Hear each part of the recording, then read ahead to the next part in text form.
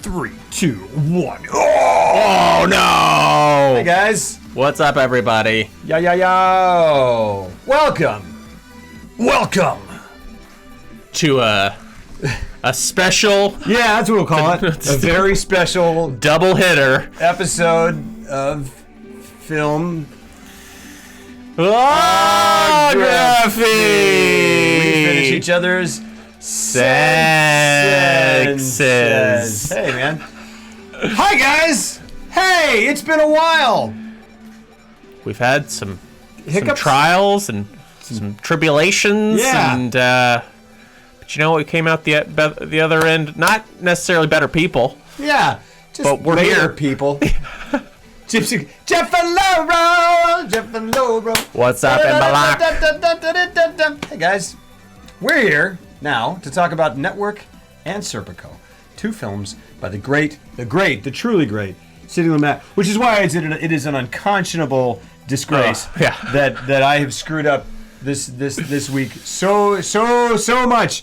And to be fair, it is entirely his fault. That's very fair. Totally fair. He's my favorite director. And you're really throwing him under the bus. Really, it sucks. It sucks. But these two films, really all the films that we're doing this week. There's a lot to unpack. We're going to have a lot to unpack in the next few hours. Yeah. So thanks for dropping in. And we are, for once, gonna at least feign getting right into it. Yeah, I think we're just going to have to. Yeah. I'm not going to bring up any... Yeah. Although Embalak did say, every time... There's this running joke. I don't know why.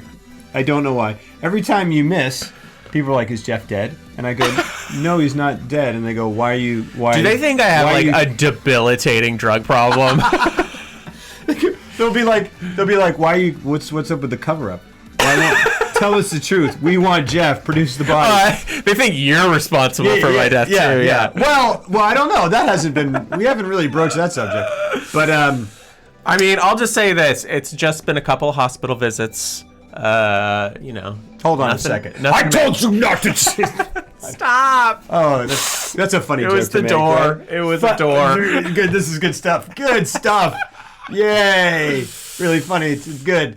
Hey, look. This is. You know what we can do? What? Sorry.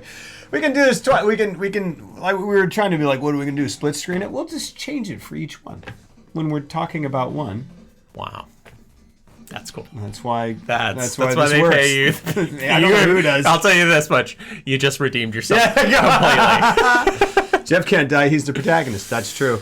I love that. Jeff, yeah. What does that make? I'm the foil. I'm Fortinbras. I'm all right with that. The foil. That's why you pay him the big bits. Oh yeah. Hold on. I'm obligated to play my guitar. Big bits. Wait. Yeah, but someone. What was? Gosh. Yeah, because again, they made the joke about you dying. Mm-hmm. I almost thought, no, we can't even get. I can't even get into any personal anecdotes right now. Oh, here we go.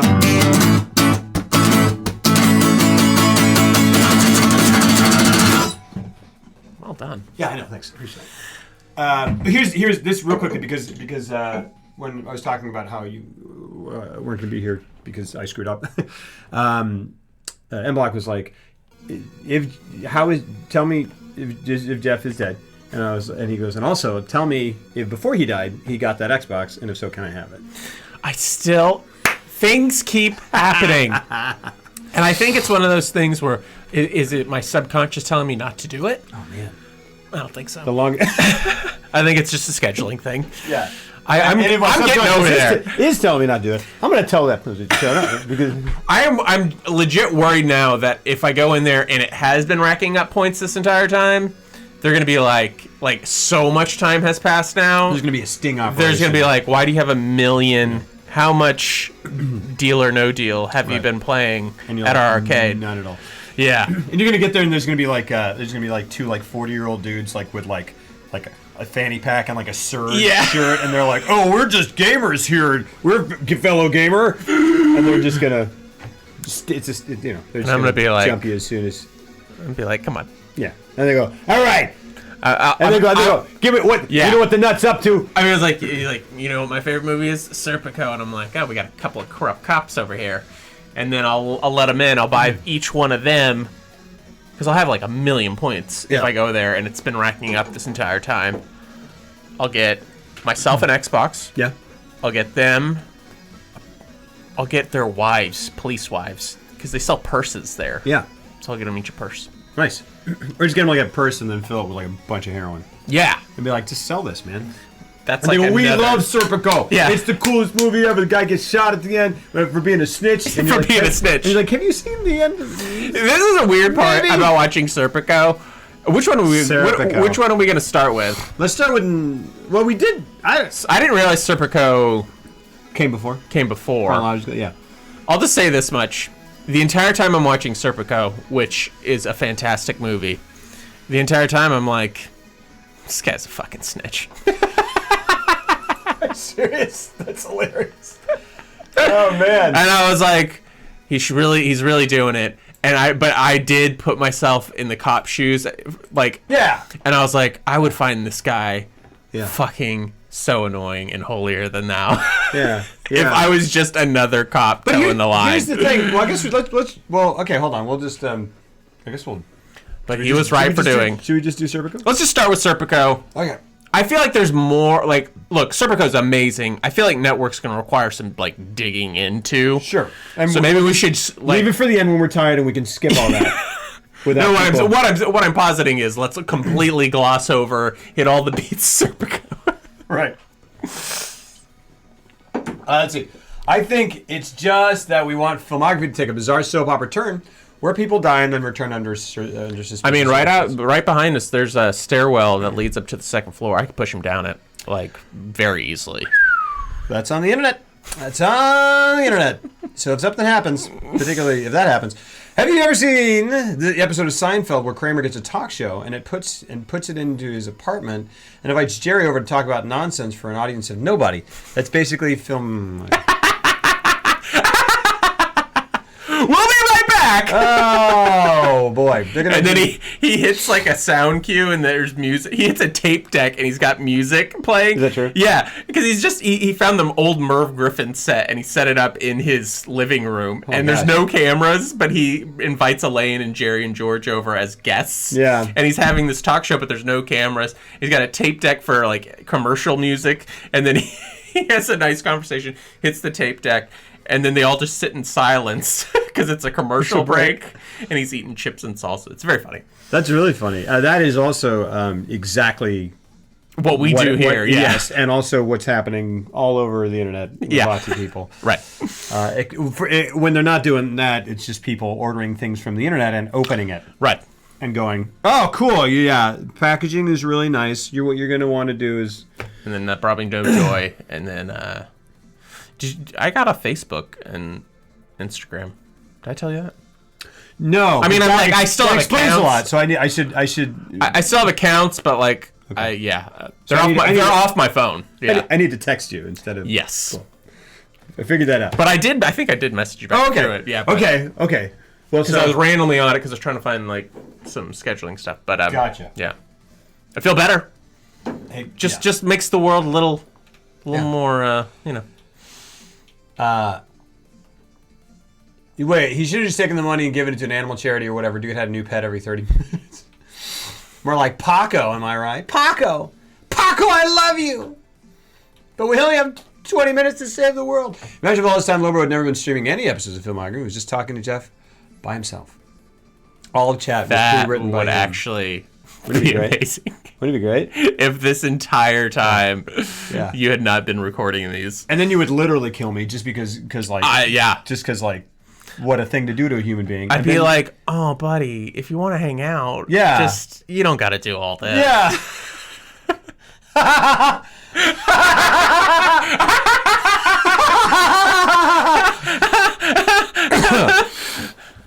Roll the pre-approved messages now. A lot of bad looping in this movie. In Serpico? I mean, that's like the 70s, though, man. Not to excuse. Was there? I can't remember. I don't remember any specific points. But I feel like they did. There are moments where they hadn't mastered it because it's usually when it's like a wide shot, and it's like a character very small in the frame, or you can tell the camera's at a significant distance. Yeah. And then they're talking, and it's crystal clear, but they're also talking really low. Yeah. Like, it's almost intimate. Sure. And you're like, that's weird. it just does something to your brain where you're like, that's not right. And then also there's the like the version of Serpico, like the remastered version where like Pacino came in and looped some of his lines and. I can't wait to hear those. Never mind. Do it. Okay. Just do it. I know you. About 10. We're less than 10 minutes in. He's already got to break out. Here we go. Got to break out the voice. You know what they say? Love the garden. Gotta love the man. Hoorah. Hey. All right. Yeah, he goes, love my garden. Okay, I love your garden, you weirdo. What? Yeah, that was very weird. And he goes, this is my mouse. You like my mouse? Yeah, I think it was the way he said it to her, because he was just staring at her. Yeah. She was in her own backyard. Yeah. And he's just looking at her. He's like, got an Italian spread of like an old wheel of cheese and like some salami. He's just kind of leaning back like this. You like, love my garden? He's like kind of sweaty. Yeah. It's very creepy. Because he's wearing like a curtain constantly. Yeah. Like several curtains. He's dressed as like a wise man from like a child's. He was wearing Christmas muumuus by choice as like a stylistic Absolutely. choice. Yeah. Absolutely. He looks like he looks like a teabag with a beard. Serpico is a tale of a man who left his life as a pirate and became a police officer, just based on. Hold on, let me put this picture up so that it makes sense. Hold on a dang second here. What's a mocha pot? Oh, who know what? I do not know what that is. It was the 70s. Is that like baby, some super hippy jippy? like a human tie-dye shirt. What is a mocha pot? I don't know. I'm not an undercover cop. We were talking about it downstairs when he walks into the police precinct as a Hasidic rabbi. Hasidic rabbi. At first, I was just like, "That's just the logical conclusion of of where his wardrobe has taken him." And then when he took his wig off, I was like, "Oh, that's funny." Yeah, yeah. It's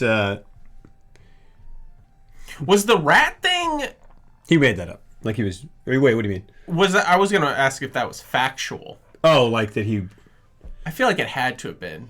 That he like. Well, I think he was. Wait, what part? Like not the rat. Well, like when he had his little mouse. Yeah. That whole scene. But I think he's like fucking with a guy. I think so too. Right. But you're like, saying is that something that he it's really? so unique that I was just like, that's kind of the same way that they were like, you sucking dicks back there? Yeah. And I was like, oh, that definitely happened because that's so specific and out of nowhere. And I think that was like the principal from Back to the Future. And he goes, you're a slacker. You're a slacker. You're also a cock. He was playing the exact same character, and so to hear him be like, you sucking dicks back there?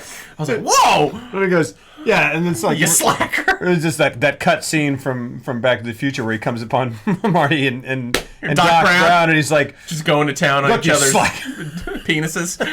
I wasn't gonna, but yep, okay. Marty! oh, Marty! Einstein! 1.21 gigawatts! And I think that's enough. Good night. Da-da-da-da-da-da. Shoop. It immediately follows the intense scene where it's like, it's my life, motherfucker. Yeah. Comedic timing, yes, absolutely. Absolutely. And I just want more Serpico movies, which wouldn't happen because he was a real person and he quit the force, but or just kind of like a gradient of all the things like that he dressed up as. It was like a clown and whatever. That'd be a great t-shirt. And then it cycles back around to like just a pile of laundry. He goes, hey. I'm undercover. Yeah. Come on. Yeah. And he's like, they go, that pile of laundry's watching us. But he's smoking out with us, so he's cool. Yeah, and then it just cycles back around to like he's actually dressed up as like an in uniform patrolman. Yeah, but he's undercover as that. Yeah, and they're like, okay. I mean, he's hiding in plain sight. I'm like, yeah, there are moments. I'm just having a really. Yeah, what's going on? I'm having a lot of trouble living right now, and I'm telling everyone. Excuse me. Are you alright? No. But I'm turning into Harvey Firestein for some reason.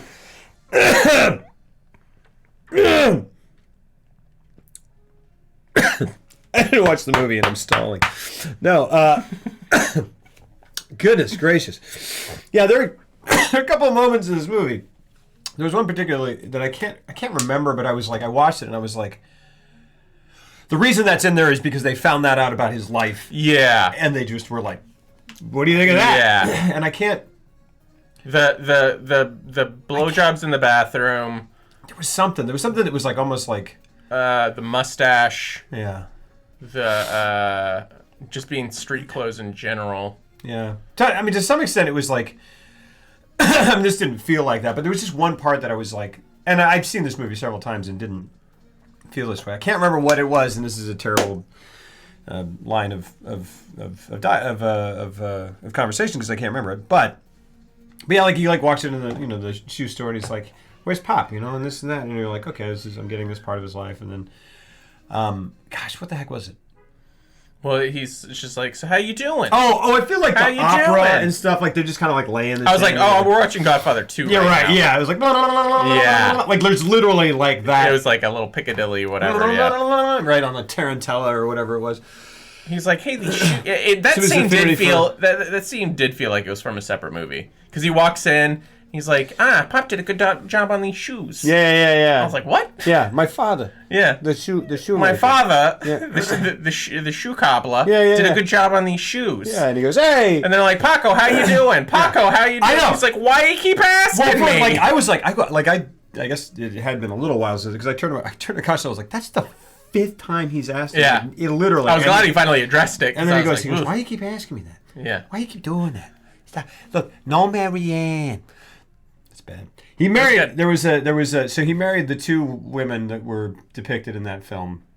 He also married a Marianne and another Marianne, like Serpico. No. Serpico. Okay. He did marry the blonde. He married those 2 women both, and then I assume got divorced. Oh, I thought she left him. The first woman, the blonde, left him because he wouldn't get married. Well, yeah, I'm just saying. And he was also he didn't like that her lack of drive is kind of how I took it. Because she kind of gave up her ballet dreams, and he was like, "Well, what about ballet?" Yeah. And then in the next scene, I'm sure there's some dirty ballerinas in there doing some stuff that they're not supposed to. You can find them. Yeah. Here, take my mouse. Take my mouse. It'll show them. You'll yeah. Because in the garden scene, he's like, "I like a woman who."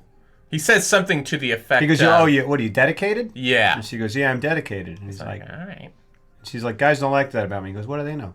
Yeah. Never breaking eye contact. Yeah. And it's just like they go like, "Hey, Al, do what you do when you hit on people," and he just like this, and I go, "Al, that's a Bond villain. You gotta knock that back." If there's one thing that does seem, I don't know how to does seem like heightened reality in this movie, it is the fact that Al Pacino looking at and like, look, he's a very handsome individual.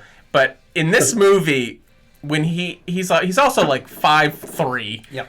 And in this movie, when he picks up the blonde outside of what was it, like like a yoga? I can't even remember. They're in class. They're like Spanish class. They're doing like Don Quixote. Yeah, theater class or something. And they go on a motorcycle ride. He picks her up instantly, and I'm not saying it couldn't happen. But he had a mustache. He looked like Shredder. Or not Shredder. He looked like Splinter. Oh. Yeah, I mean, and like... she was a looker. Yeah, and I mean, it was the 70s, It's true. Yeah, and he's like, he just looked like a bag of drugs. And she was like, I like drugs. No, I don't know. Oh, gosh, come on. Oh, here we go. Look at this guy. Yeah. Pirate cop. Yeah. Frank Serpico. Let me. I kind of love when movies do this, just slip in real details about the person that I feel a bit incongruous, but because that's what life's like. Yeah, that's true. Yeah. It is true. I like. there's I nothing really do wrong with like. this movie. I This like. movie's fantastic. Yeah, the movie is fantastic, and I like weird asides like that. Yeah. I don't know. Like, what was your Look, Serpico's. He's got his eye on you. Don't. What do you? God. Okay. All right. You're cool. All right, cool. All right. You're cool. All right. Cool. I don't take money. I don't. So that's it. Yeah. Okay. So now we can talk about Serpico. So if you're unaware, Serpico is the true story. The very at the time timely true story because like it. when did it happen? Yeah. That like it. I mean the movie spans like the years 1960 to 1972. Right. The movie came out in 1973. That's crazy. He, I think it went into production the year he quit the force. Wow. I don't know if that was for some. I don't know if there was some reason, like if there were like if that was or if that was just they were that quick on the heels. Yeah, of it. that's crazy. But I don't know if there was something where they needed to wait till he quit the force for some reason. I don't know. But didn't Sidney Lumet step into the director's chair? Yeah. Pretty last minute. Yeah, it was John G. Avildsen, Rocky. Okay. Why did he leave? There was just creative differences, whatever. Yeah. There you go. Yeah. No, I don't know. John G. Avildsen, whose Rocky would beat Network in 1976 for Best Picture, about which Sidney Lumet this is pre-Rocky for him. Yeah. Wow. Yeah. Because this is 73 and then Network is 76. So it goes. This is why Lumet is ridiculous because it goes Serpico, Dog Day, Network. That is crazy. What's prior to Serpico? 1 second. What's his first color film? All right. Okay. Good questions all. Yeah. Good questions all. Let's see here. I really did like how they tackled the corruption aspect of it with all the cops and just how they did it. Because I love, like, one of my favorite characters is his friend who. I love Tony Roberts. He's great. Is he the one that goes when goes to the new precinct because it's supposed to be squeaky clean, and then he meets his friend there? Oh, you're talking about the chief? No, Or the inspector? Sorry. I'm talking about his low-level corrupt buddy. That dude, yeah. Who ends up calling him a schmuck at the end. I love that guy. Hey, he's great. Mainly because I was just like, it just felt very real world to me because I was like, he clearly likes him as an individual. Totally. But because he's not towing the line, yeah, his zeal for money is overpowering his loyalty to his friend, and he's just like, well, it doesn't. But I don't know. That just came off very real to me, and like I know he's an asshole in the movie, but I was also like, he made that part very relatable in a lot of ways. And I agree, and I but like there's an element definitely of what you're saying where like I didn't feel like Serpico was a snitch. No, that was me. I'm I was just joking. No, I'm trying to. Yeah. No, like I didn't feel that way. But there is like certainly, even though there are parts of this movie where it feels like they are.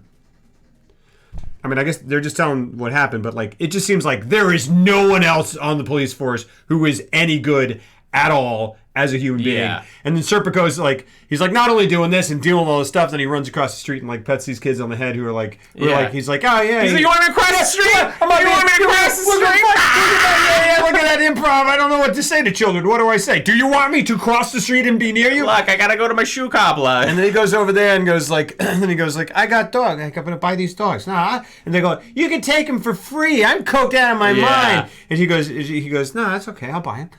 Yeah. I'm cool. I'm a straight shot. I'm a straight edge cop, but I'm also like really groovy. Check it out. Yeah. And he goes to a party and they're like, so he's just like Superman. Like he literally is. Like he just, and he's great. He's obviously great.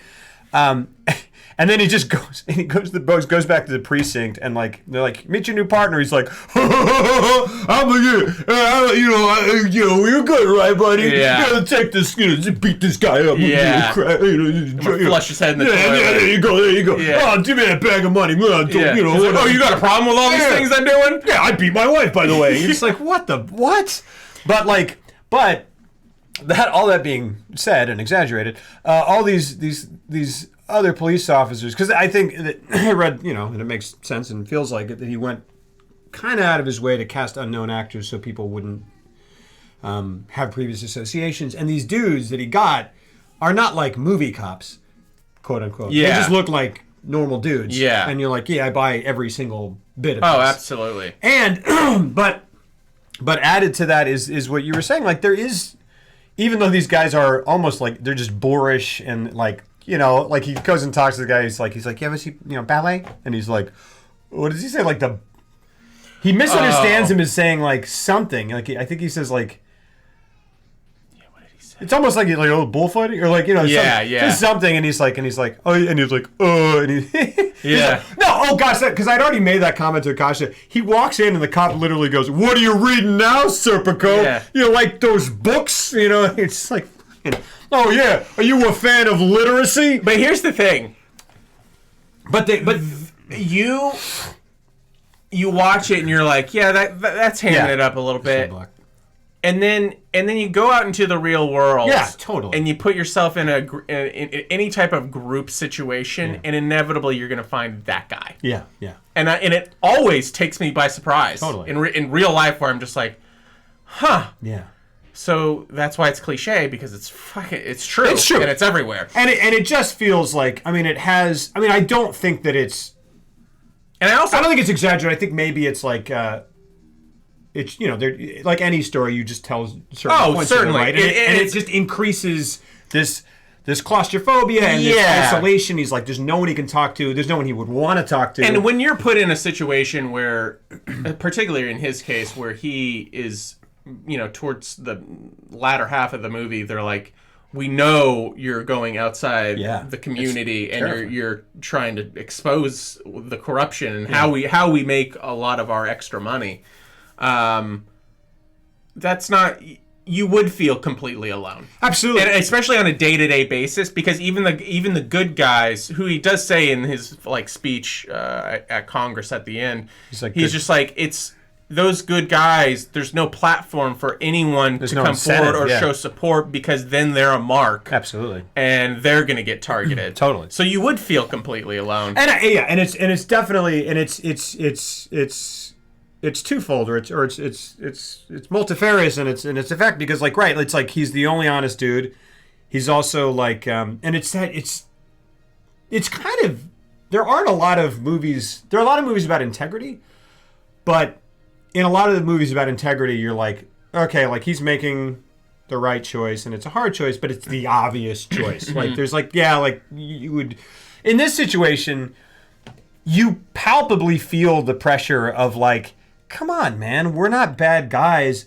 Just like, we're shaking down other badder dudes, real bad guys. And I'm obviously not saying that's good, but I'm just saying like you can see the easy way to look away. Absolutely, exactly. Yeah. I go in his position with all these years of pressure and all this, and like my life on the line and like whatever. It's like, it's easy to imagine myself being one of those dudes who just goes like, I don't do it, but I'm not going to tell anybody. And that's why it was so. That's what makes this movie work. It's stressful. You feel the stress with him every time he goes back into that situation. You're just like, these guys suck so much. They're stupid and they're dishonest. He is not trying to be a martyr. He is not trying to. He doesn't like puff his chest out about his morality. When they ask, because they ask him repeatedly, he's like, you gonna fall in with us and fall in line? And every single time he says it very calmly, and he's just like, I don't take money. And it's just very matter of fact, where it's just like, he's like, maybe, and he tries to like throw him a little cracker where he's just like, look, maybe if I had kids, like, you do, kids and a wife and a family, it would be a different situation, but I don't, so why? Yeah. So why bother? Exactly. And exactly. And it's like that, those little moments, and it happens like 3 or 4 times. They're key to the character. They're key to making you get behind him and his reasoning for it. Right. And like when outside people come in, it's like, we need you to testify. He's like, I don't want to testify. Yeah. I don't want to be the face of this. I want to go do my job. Absolutely. The way I want to do my job. Yeah. And the way I want to do my job just so happens to be an honest way of doing it. Yeah. And it almost removes like the hero worship aspect completely, which is kind of what makes this whole thing work. Absolutely. In a resonating way without feeling preachy like some jingostic, preachy, patriotic thing. I totally agree. And like, I mean, like, even if he wasn't cool, like, it would still be like, like, yes, he's doing the right thing. Yes, this is a tough situation. Yes, whatever. But it's so much more fascinating and interesting because of the contradictions. Where he is this, like, if there was one dude who you would, look at the police force and go like, that dude's crazy, and he's like sloppy, and he's probably takes a bunch of drugs, and he probably whatever, and he like he's the clean one. It's just and he's like, he goes out and he's like partying and he's dancing with everybody. He's like a cool dude, but he also just has. It's genuinely integrity. He wants to be able to live his life and do his job to the best of his abilities the way he wants to do it, and it just so happens to run counterintuitive to the police force. Yeah. As it was at the time. Absolutely. And he just happens, that's how it really feels. He just happens to be on the right side of it. Yeah, like I am just an honest dude. And I'm not a dick. I'm not trying to be, like, because in those moments where, like, because you're right, he's like maybe of this, maybe of that. There's and there's that moment where this is a moment where Keogh is like, he's like, what are you going to say to the grand jury? And he's like, and he doesn't even, he's got so much integrity, he doesn't even lie to them. Like, no. He just goes, it depends on what they ask me, and he's like, well, what did they ask you who took money? He goes, what, I don't know. And he's like, and you go, cool, that's a good answer. And he goes, but And he's like, yeah. It's just like, but it's also, like, the only reason he went in the first place is because they were so scared of his moral compass that they couldn't let it lie and just leave him alone. Yeah. Like, I really don't know.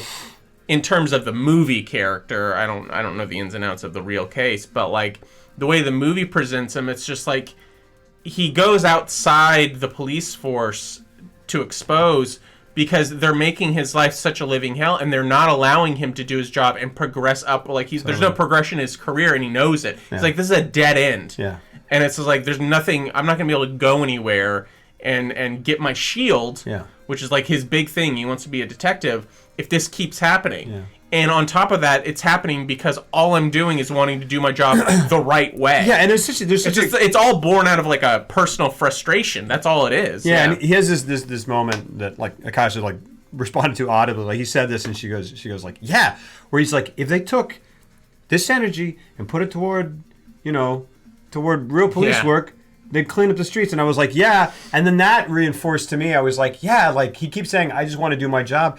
And the amount of his day and of his psychic energy and of everything that he would be putting toward the job that is taken up by this, this albatross that like shouldn't be there. Yeah. Like, it's like this horrible thing where he's like, it's like, you hear teachers be like, oh, I like teaching, but there's so much bureaucracy, or I like whatever. And it's just like, it's not even bureaucracy. It's like crime in the police department that he can't, that not only is he just going to like, well, I'm not taking part, I'm not taking the money, but then like, that's not okay. Yeah. It's just this persistent, I mean, the and you can use that as a metaphor for like so many other other jobs and things, where it's just like, that bureaucratic nonsense that you run into anytime you just want to do your job. It's just like, let me do my job. Yeah.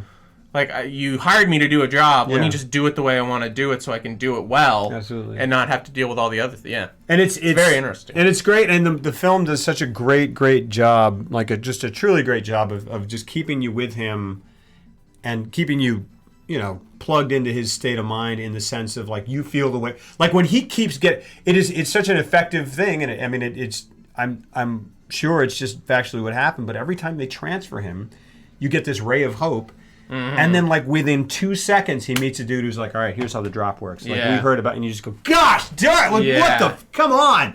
It's especially ridiculous. towards the end, like, when there's like, this ain't $800, pickups. Yeah. This is 40 G's for each man in this. He's like, you do not fuck with that. And then it's just so, again, it's the points of frustration in this movie are so rampant for him and for the viewer, because it's like, it's frustrating for him, but I'm just like, oh my gosh, I can't believe it. And it keeps getting better in terms of an edgy watch, because like he goes to someone, they can't do anything. He goes to someone, they promise. He goes to the mayor's not going to do anything. He goes to the commissioner's not going to do anything. Boom, boom, boom, boom, boom. And then like ultimately, like a number of movies we've watched now, the answer is just to go to the newspapers. Yeah. Which is interesting. I mean, it's, the insider, essentially, they're going through the courts and whatever, and they're like, can't do this. Court of public opinion, to the because newspaper. once it's out, there's not much you can do about it. Yeah. It's just there. Yeah. And, like, everyone uses the power of, like, all that power comes from the fact that you can contain it. Yeah. And, like, preventing you, like, you can't go anywhere because no one knows and no one can help you. And then once it's public, it's just like, it's surprising that more people don't. I mean, he's kind of like the original whistleblower. I think I want to say the term came from him. That might be a total lie. I mean, he's definitely the original whistleblower. He definitely is a whistleblower. And which is a term he doesn't like. I read it on Wikipedia. There's like another term he preferred, because he thinks whistleblowers. American hero. Yeah. I don't know anything about the dude. He's probably awesome. No, what's up, Onesie? But I mean, that was the other like main thing that I really dug. And what made you feel his frustration is every single time he would go and talk to be like, it's been a year. Yeah. What? I haven't heard Look from at my hair. Commissioner. You remember? Yeah. You remember the last scene? I only had a mustache. Now we've gone to great lengths. Great lengths. I now have a. You know how much ginseng I'm swallowing every day in order to grow this out? I now have a re-elect. Spiro Agnew. No, that's not. That's not. None of that even makes sense. Just it'd be funny. They just keep going they just keep dropping things into conversation with like, oh man, yeah. Did you see the Towering Inferno? Yeah. It was great. I saw it yesterday. It's in theaters. Jaws 3D. Yeah.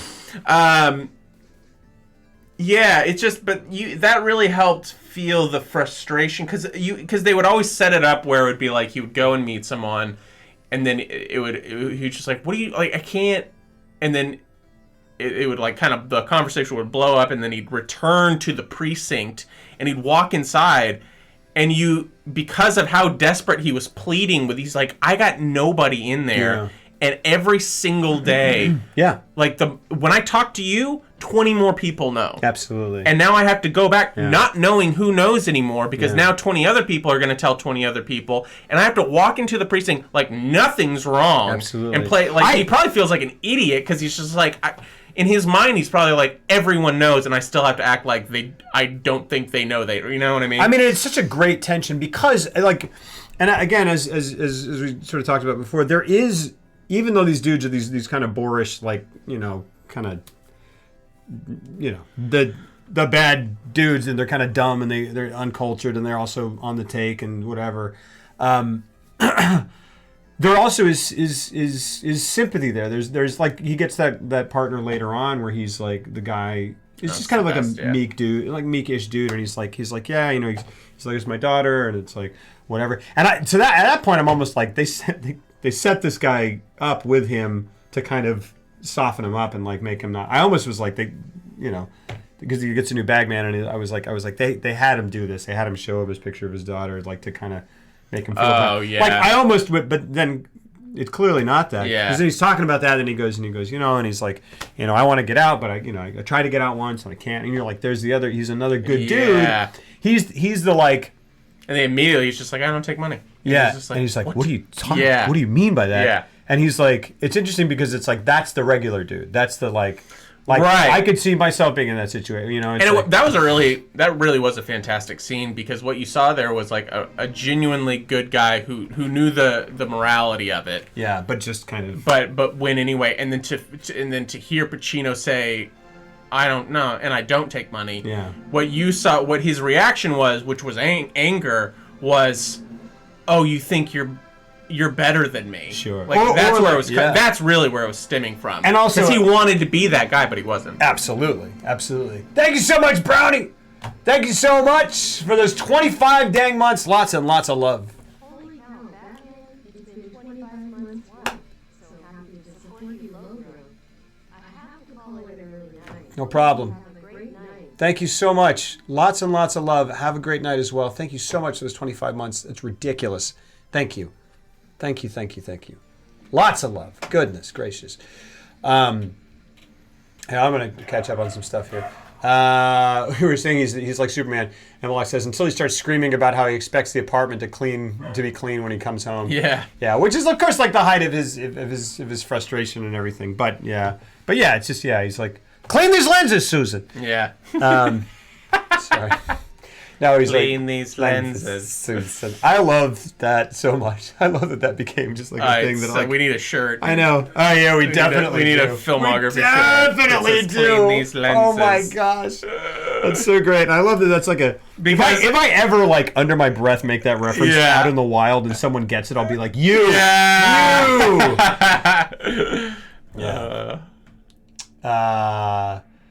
The fact that he keeps getting fucked over by the people who claim to be on his side, leading up Yeah. to a grand jury for and like that moment, gosh darn it, like the height of it, right, is he's in the grand jury deposition or whatever the heck. He's sitting there, and she goes, "Why didn't Detective Serpico come forward in that whole year?" And he's like, "I mean, what a."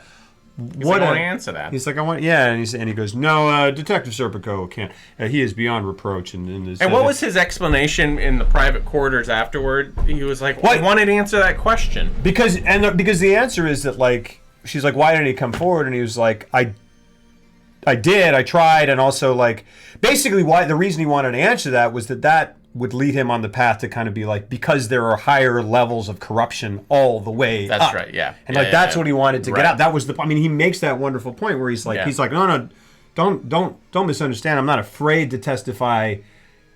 I just don't want to testify for this investigation because this investigation is only going off after what he calls flunky cops. He's like knocking out the bottom feeders, letting the it's like a corporation letting. It's like something trying to- happening and then letting the it's like waiting- workers take the heat and then they just keep doing whatever. Or like busting someone who's doing something illegal, and but you're like, if I bust them now, knowing that they're gonna rob a bank later, I'm only gonna get them for a misdemeanor. Yeah. Or you get this guy, but we want the big fish. But we gotta like hold on till we get a connection to Right. Yeah, we know from cop stuff. Yeah. We know. We've seen a lot of Michael Mann movies. Whatever.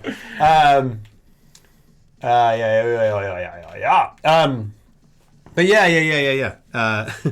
It's great. Oh, it's like The Wire, where all the shitty cops just want to bust street level people for the good press. Yeah. While the good cops struggle to continue the deep investigation that goes up the chain. Yeah. Yeah. But you get a lot of resistance and stuff like that. I mean, you kind of see it even in today's world, because it's just once you start going up, then you really start messing with how things operate on a day-to-day basis, and it all trickles down. Like you can always pick off those little people because nothing changes around. It doesn't change the day-to-day operations of whatever you're investigating. Yeah. Or how that ripples into other people's lives. It's such an interesting. And I keep saying things that make it sound like I'm all for police corruption, which on the record I'm not. If I ever run for office, which I won't. Because they'll just dig up videos of me cursing at Dark Souls and they'll be like, what? But it's an interesting film because again, in most of these, like in The Insider, it's like he's got this secret, he's got this very tough thing to do. It's very difficult. This is his family, all this stuff. But his information reveals that this company was doing something that is costing lives. You know what I mean? And there are lots of movies where it's just like, oh man, it's a tough thing to do. The answer is clear. This is a thing where like the guys are like, it's not hurting anyone. Right. This is, look, man, consider it severance pay. Right. Like whatever. They're, whatever. And he's just, and like the thing is, they're just kind of like, just be cool. Just be cool. Yeah. And his choice is like, I'm not going to be cool because it's not honest. Yeah. And like rarely do you see it just being that. And So, I think it's police corruption and it's terrible. But it's like that's a tough pill for, I would say, 85% of the world to swallow. Yeah.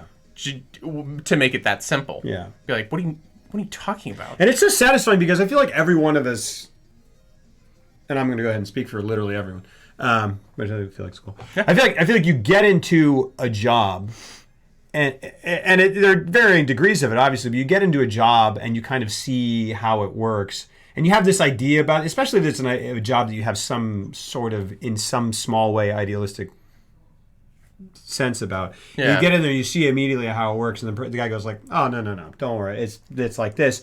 And which is meant, like on that person's side, they go like, no, look, I'm cool, we're cool, you can relax. Yeah. And there's a part of you that goes, I don't want to relax. I am inspired by this ideal of this job that I have, and it is disappointing to me for you to go like, don't worry about it, or we cut these corners, or this and this and this. We could be so much better, you guys, if we... Yeah. And it's like, I mean, even on like, I don't know, it's like, yeah, and there's this, I don't know, it's like... You see that, I think that's just, a lot of that's just human nature, because you see that in varying business, like in any business, you see that, you see it in relationships, like, absolutely. Like, where it's just, that's the status, it becomes the status quo. Totally. And you're like, but that's not how it has to be. Yeah. You're just saying that. Yeah. Yeah. I mean, it's weird. It's like, it's essentially like on a much smaller scale. It's like, like going to work at a Blockbuster and then knowing there's a dude who's like skimming a couple dollars off the register every night.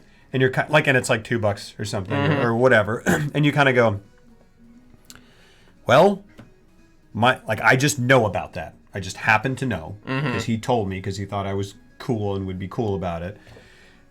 It's hurting this corporation, maybe, but not to an extent that they would notice. But it's just not right. And also, and then you go like, what do I do with that? It's also the seedling of like okay, if this happens, right? What happens when he gets the opportunity to steal $200 or $2,000, and you see it later on because he Serpico keeps getting pushed from department to department that he ends up in Vice, which is like a real dangerous precinct because now you're dealing with narcotics and drug dealers and drug users, and it's just like a way more violent crime unit to be a part of. And even the guy who he's kind of partners with in his last unit, the only good guy he kind of meets in the whole movie, he's like, you need to really be careful because they can kill you without killing you by just sending you in first enough times to where one day you go in first and you get clipped. But even his buddy who's the corrupt guy says that. Is a great, really great moment where he's like, where it's clear that he's like, look, he's a good. I mean, he's in the general sense, he's a good dude. Yeah, he cares about him. He's like, look, man, I'm not saying it's gonna happen. I'm just saying it can happen. This is how it does happen. Yeah, he's the one who said it, right? But they both do. They both do because he's like, because he goes a little more into detail, and he's like, it's not a guy doesn't have to shoot you. He just has to not be there for you. Foreshadowing, and this is so you understand when we show you this later. This is what's happening. Yeah, right. He goes. They just have to not be there for you at the right time. And then later, that guy who I love, and it's so great because this movie, you just get so attached to the virtuous people. You know what I mean? Like even, and it's so funny and it's so great because there are so many different shades of virtuous people, right? It's like like the guy who keeps kind of, who's like, God bless you, son. Like the glasses dude. Should probably know who that is at some point. I don't know if he's a higher up. I don't know. Yeah. But I think he's like maybe like the chief at his first. I don't know, because he's the one who gets him into the BCI or whatever. I think he's part of like a commission. Yeah. Worked for the commissioner. Yeah. And he's he's well-meaning and stuff, and he's like, I'm going to try to. He's like, I'm going to get you through to the mayor, and he's like, he agrees that this is a problem and whatever. But then like his ceiling is when he goes, I feel like it's only fair to tell you I've been to outside agencies, and he's like, what? Yeah. We clean our own laundry. Oh yeah. And it's like, so that's as far as he's willing to go. Right. And his friend Tony, I love that actor Tony Roberts, who like is basically in this and like a number of Woody Allen movies. Like he's his friend. He's his best friend in Annie Hall, and but I love him in this. Gosh, I love him in this. The slick politician guy. Yeah. And he's like right there with him, and he's like, he's doing. It's a great depiction of a friendship, and I care about the relationship. But he's just kind of like he's just not sticking his neck out to the extent that Serpico is because he. I feel like he's a good guy with the same moral compass, but he's way more pragmatic about his ideology. Yeah, and he's honestly in a weird way. He's got not in a weird way. In a certain career sense, he's got a lot more to lose. But it's not like. But he also doesn't have. It's not that he's like more of a coward. He just doesn't have the hard facts that. Well, he just knows what it's going to take in order to really get it done.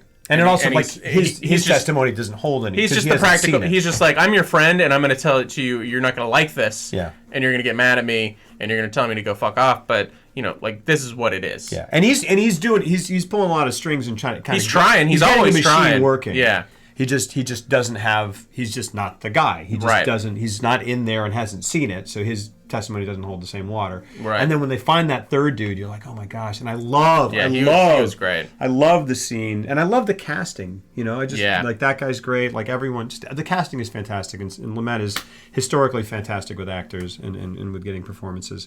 And I just love that dude, and I just love the scene where they go to the Times. Or they're going to go to the Times, and he's like, but they're not going to care. It's two flunky cops. And he goes, what about if I get an inspector? And they're sitting there in the guy's... And his, family and is... really wonderful, very simple but great establishing shot where his family's playing in the foreground and they're in the background. And what he's going to have to risk. Yeah, exactly. Yeah. Perfect, exactly. And he's like... and he goes like... He's like, hey... And he's like, you know what this is, what we're doing, this is against every regulation, they want to throw the book at me, they can, and he's just like workmanlike dude. Yeah. And he goes, and they go, mm-hmm.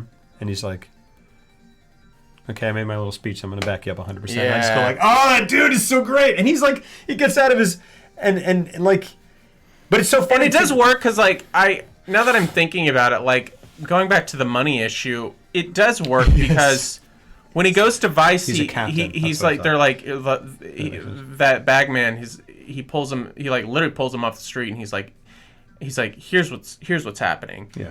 We take $200,000 bus, and each person gets between 4 people, each person gets a cut. Yeah. Or between 5 people, it's $40,000 a piece. Yeah. Or whatever. Did they say with that you do not? With that you do not. Yeah, it was a great. I love that guy. Great. And when you really think about it, it's that same thing of skimming off from Blockbuster, and then really, because he kept getting pushed, and then he got pushed to Vice, where he was confronted with this issue. So then it really does. It goes beyond the moral compass, because these people are being allowed to do whatever. And then it goes just oh, this is serious money. Yeah. That could be repurposed. I don't know what they do with drug money, but I know it could be repurposed in other. I'm sure it is in 100%. Other ways. And the drug dealers know that they can just pay and keep doing whatever they do. And also it kind of all comes to fruition in Vice, where his moral compass is justified. Totally. Because when he goes down the fire escape and they drop down on the guy, and then they throw the trash can through the window, and they're like, I already paid off the guy. What the fuck is going on here? I love that and then scene. he choked. You can hear this it's so great. It's so great. I can't even remember what the line is, but he goes. He's like, no, you're not with Brooklyn South. I already paid Brooklyn South. And then it's so funny, because up until that moment. But that's when you realize, you're like, oh, this really is affecting. Totally. This isn't just people skimming off the top. Oh, definitely. And so that's actually kind of. I'm just now putting all this together in my head, but that is what justifies everything he does in the movie, because then you're like, oh, you really are doing this for the betterment of everyone in the community where these cops work. And that's what looking the other way gets. It's like, it's like, we're just going we're just taking a little money, we're giving a little break, giving a little slap on the wrist. But it's like, no, because then they get to go and they do terrible things. They just, murder people, assault people, whatever. And it it absolutely like They're you see clearly it whatever there. they booked, like they were burning all of like the registries, So what was that, like a gambling type thing? Yeah, I think that was like something like that. Bookmaker. And they're just little subtle things like I that. love that when they're burning them and they're just like putting it out. Yeah, it's like nope, shut up, and then they go like puts it whatever, and then like, but also like those cops. It's so funny because he gets back on and he gets transferred maybe the first time, and he's got that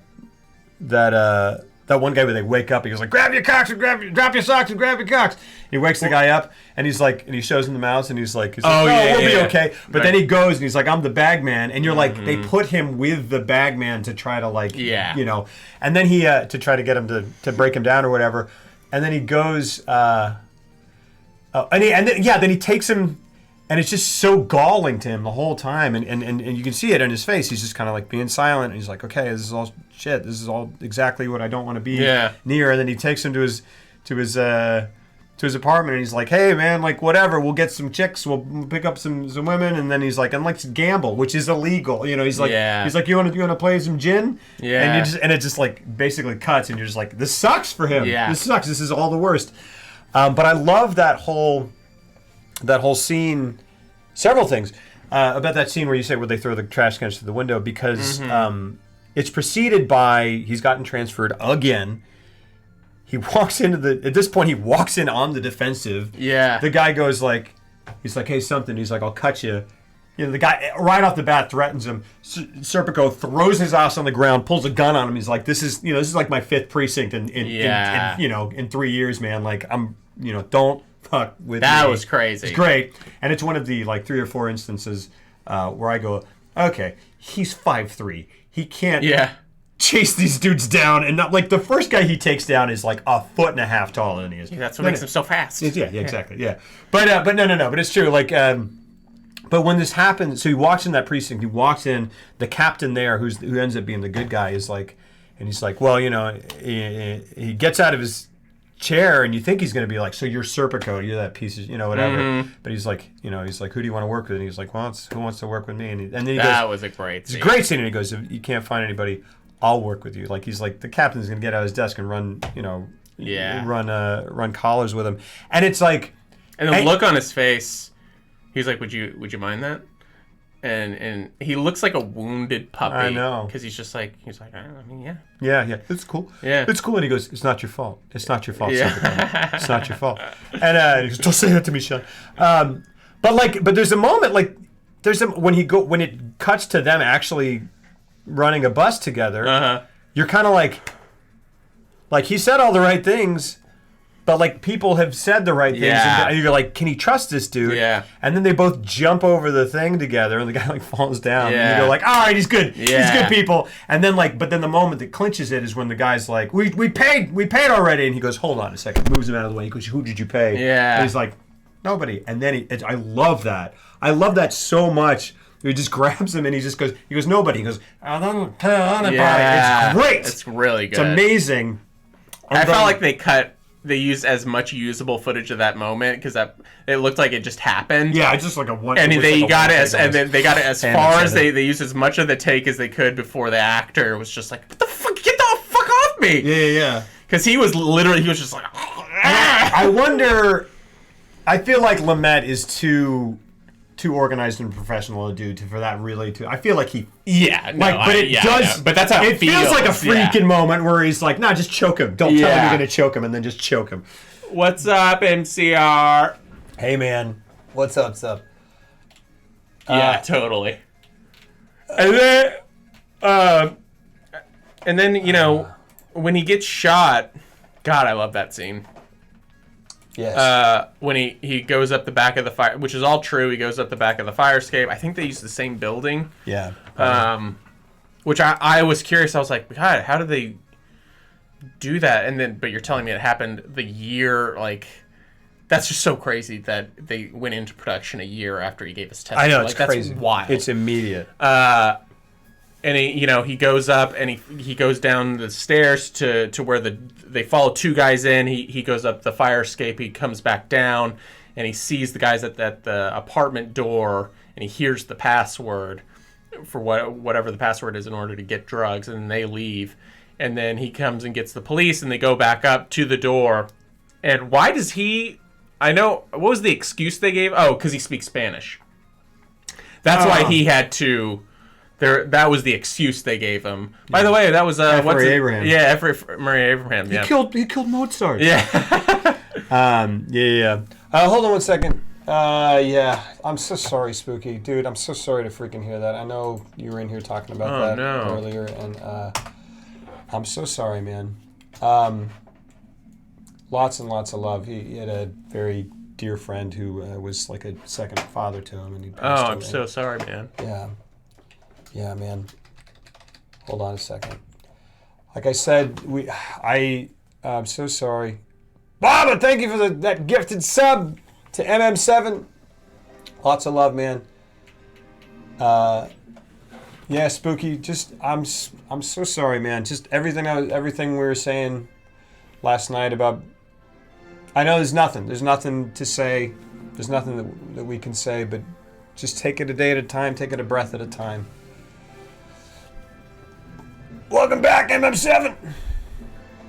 Definitely, man. Definitely. But like I'm saying, I know this sounds like, you know, kind of twee whatever to say, but like the amount that your heart hurts, it sucks, and it's going to be there for a while. But you just keep breathing through it, and it's just I don't know. I know this doesn't help, but it's just evidence of how much love there was there. Yeah. And it's truly something special. And even though that person is not here with us in the same way anymore, just know that that's something that's always there, and that relationship is something that persists.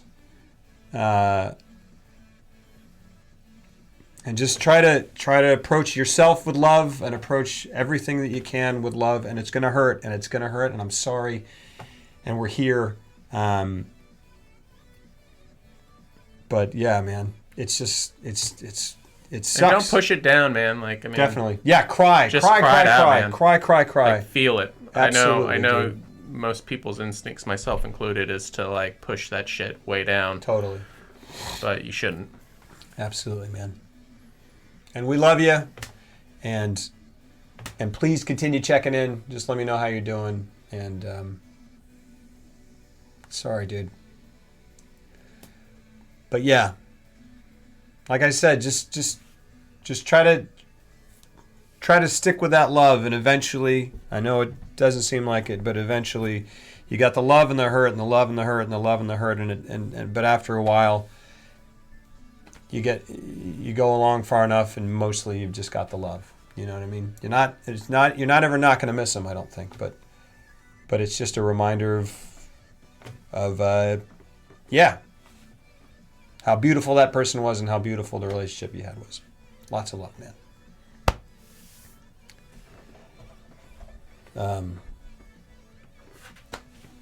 Well, perhaps we should move on to network. To network. Yeah, gosh darn it. Let me I'm sure there's not more that I mean, there obviously is more.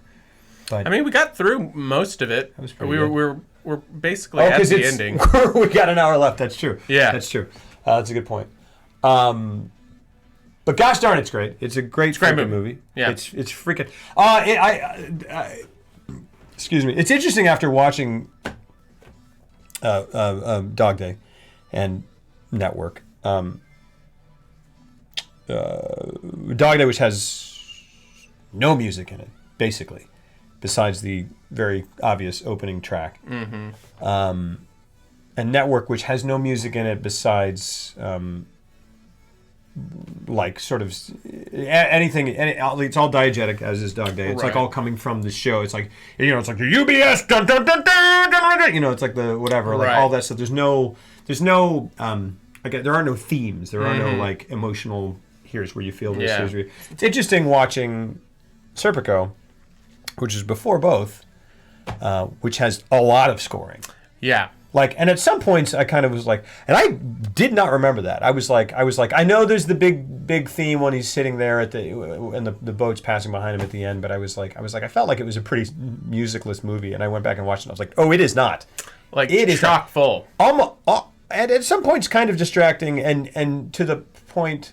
I mean, not really, and definitely not for a movie of that time. I think it's just the style. Like, I even like the style. I do too. I like it too. It's just very different from these other two movies. It really, like, we'll use that shoe cobbler scene as, like, an example. Definitely. That was one where I was just like, I don't think I would have had an issue with that scene if there was no music or some type of other music underneath it. Totally. But with that music, it made everything feel... Yeah. It was the only Very sense Italian. of, like, I was like, that's kind of corny. Yeah. But again, it was 73. Yeah. But still, but you're right. No, it took nothing away. Like, I say corny, but, like... No, and I agree. I didn't have an issue with that scene, but... Like, I psychically want, like I wanted to reach out and just go, just a little less. Sure. Because I want to hear what they're saying and have my own reactions to it. Sure. Which is what I respect so much about his other films. I feel like this movie, like, to me, it fits the character, though. He is even though he's kind of, sort of he's not, most of the time he's pretty kind of drawn in and doesn't, whatever. Like, he's kind of a romantic. I mean, he very much is to me. He's an idealist, and he's got great emotion. He's an idealist to the detriment of his own personal relationships. Totally, but to the benefit of the public humanity. But I think that's why when they presented his relationship with his first girlfriend or wife or whatever it was, like when they're in the tub and he has an issue with her not taking her ballet seriously anymore. I think it's just because he's like, why aren't you you have no your personal convictions seem to be a little malleable. Yeah. And to him, I think it's very rigid. Yeah. He's like, follow your dreams. Do what you want to do, and do it to the best of your abilities, and don't compromise. Yeah. And he's like, all your friends are on their way to being someone else, which is it's kind of interesting. That's great. He's like, why don't you go do that? Yeah. Because I'm trying to do. He's like, I don't get to do what I want to do in the way I want to do it. I'm trying. It's the only thing I want to do. Yeah. I'm trying to make it happen. But yeah, so in that sense, I feel like thematically it supports the character. At least fills in, just because it is very emotional. It's very romantic. He is both of those things, and it's also kind of going, he's Italian. Remember? Yeah. We want you to know he's for Italian. sure. Yeah. Which, like, but last thing, what is the thing that his mother gave him at the beginning of the film? Oh, and she speaks Italian the whole time? I didn't know if... I do not know. I was like, oh, they're going to follow up with what she gave him because there weren't any subtitles on it. Yeah. So I never rewound and figured out if I should put subtitles of my own on there to see if it would figure it out. Because I don't know what she said and I don't know what she gave him. And what that bit meant. I literally thought on the next scene he was going to talk about what she gave him so that we would know. That was the thing. And I don't know because I vaguely remember, I thought there were subtitles there. But I put subtitles on just because, like, we do that just because we're watching it. And, because Al Pacino talks like that. Yeah, you can't hear so good. Yeah, it's the 70s, and the audio was what it was. Yeah, the dubbing was what it was, yeah. Music definitely filled a bit on the nose. Yeah. And again, yes, and then also particularly for a Lumet film of this era, but whatever. The Wiz, no music. I wonder if you watched The Wiz without any music. Yeah. It's good. Well, yeah. You know what the problem with The Wiz is? It's really boring. That is really boring. Have you seen it? Oh, 100%. And that was exactly my bored out of my. I turned it off because I was like, this is terrible. I was like, this is, I mean, it is not good, but it's not good because it's just boring. Well, I was, and it pains me to say that about a movie by Lumet because I love Lumet so much, but for something so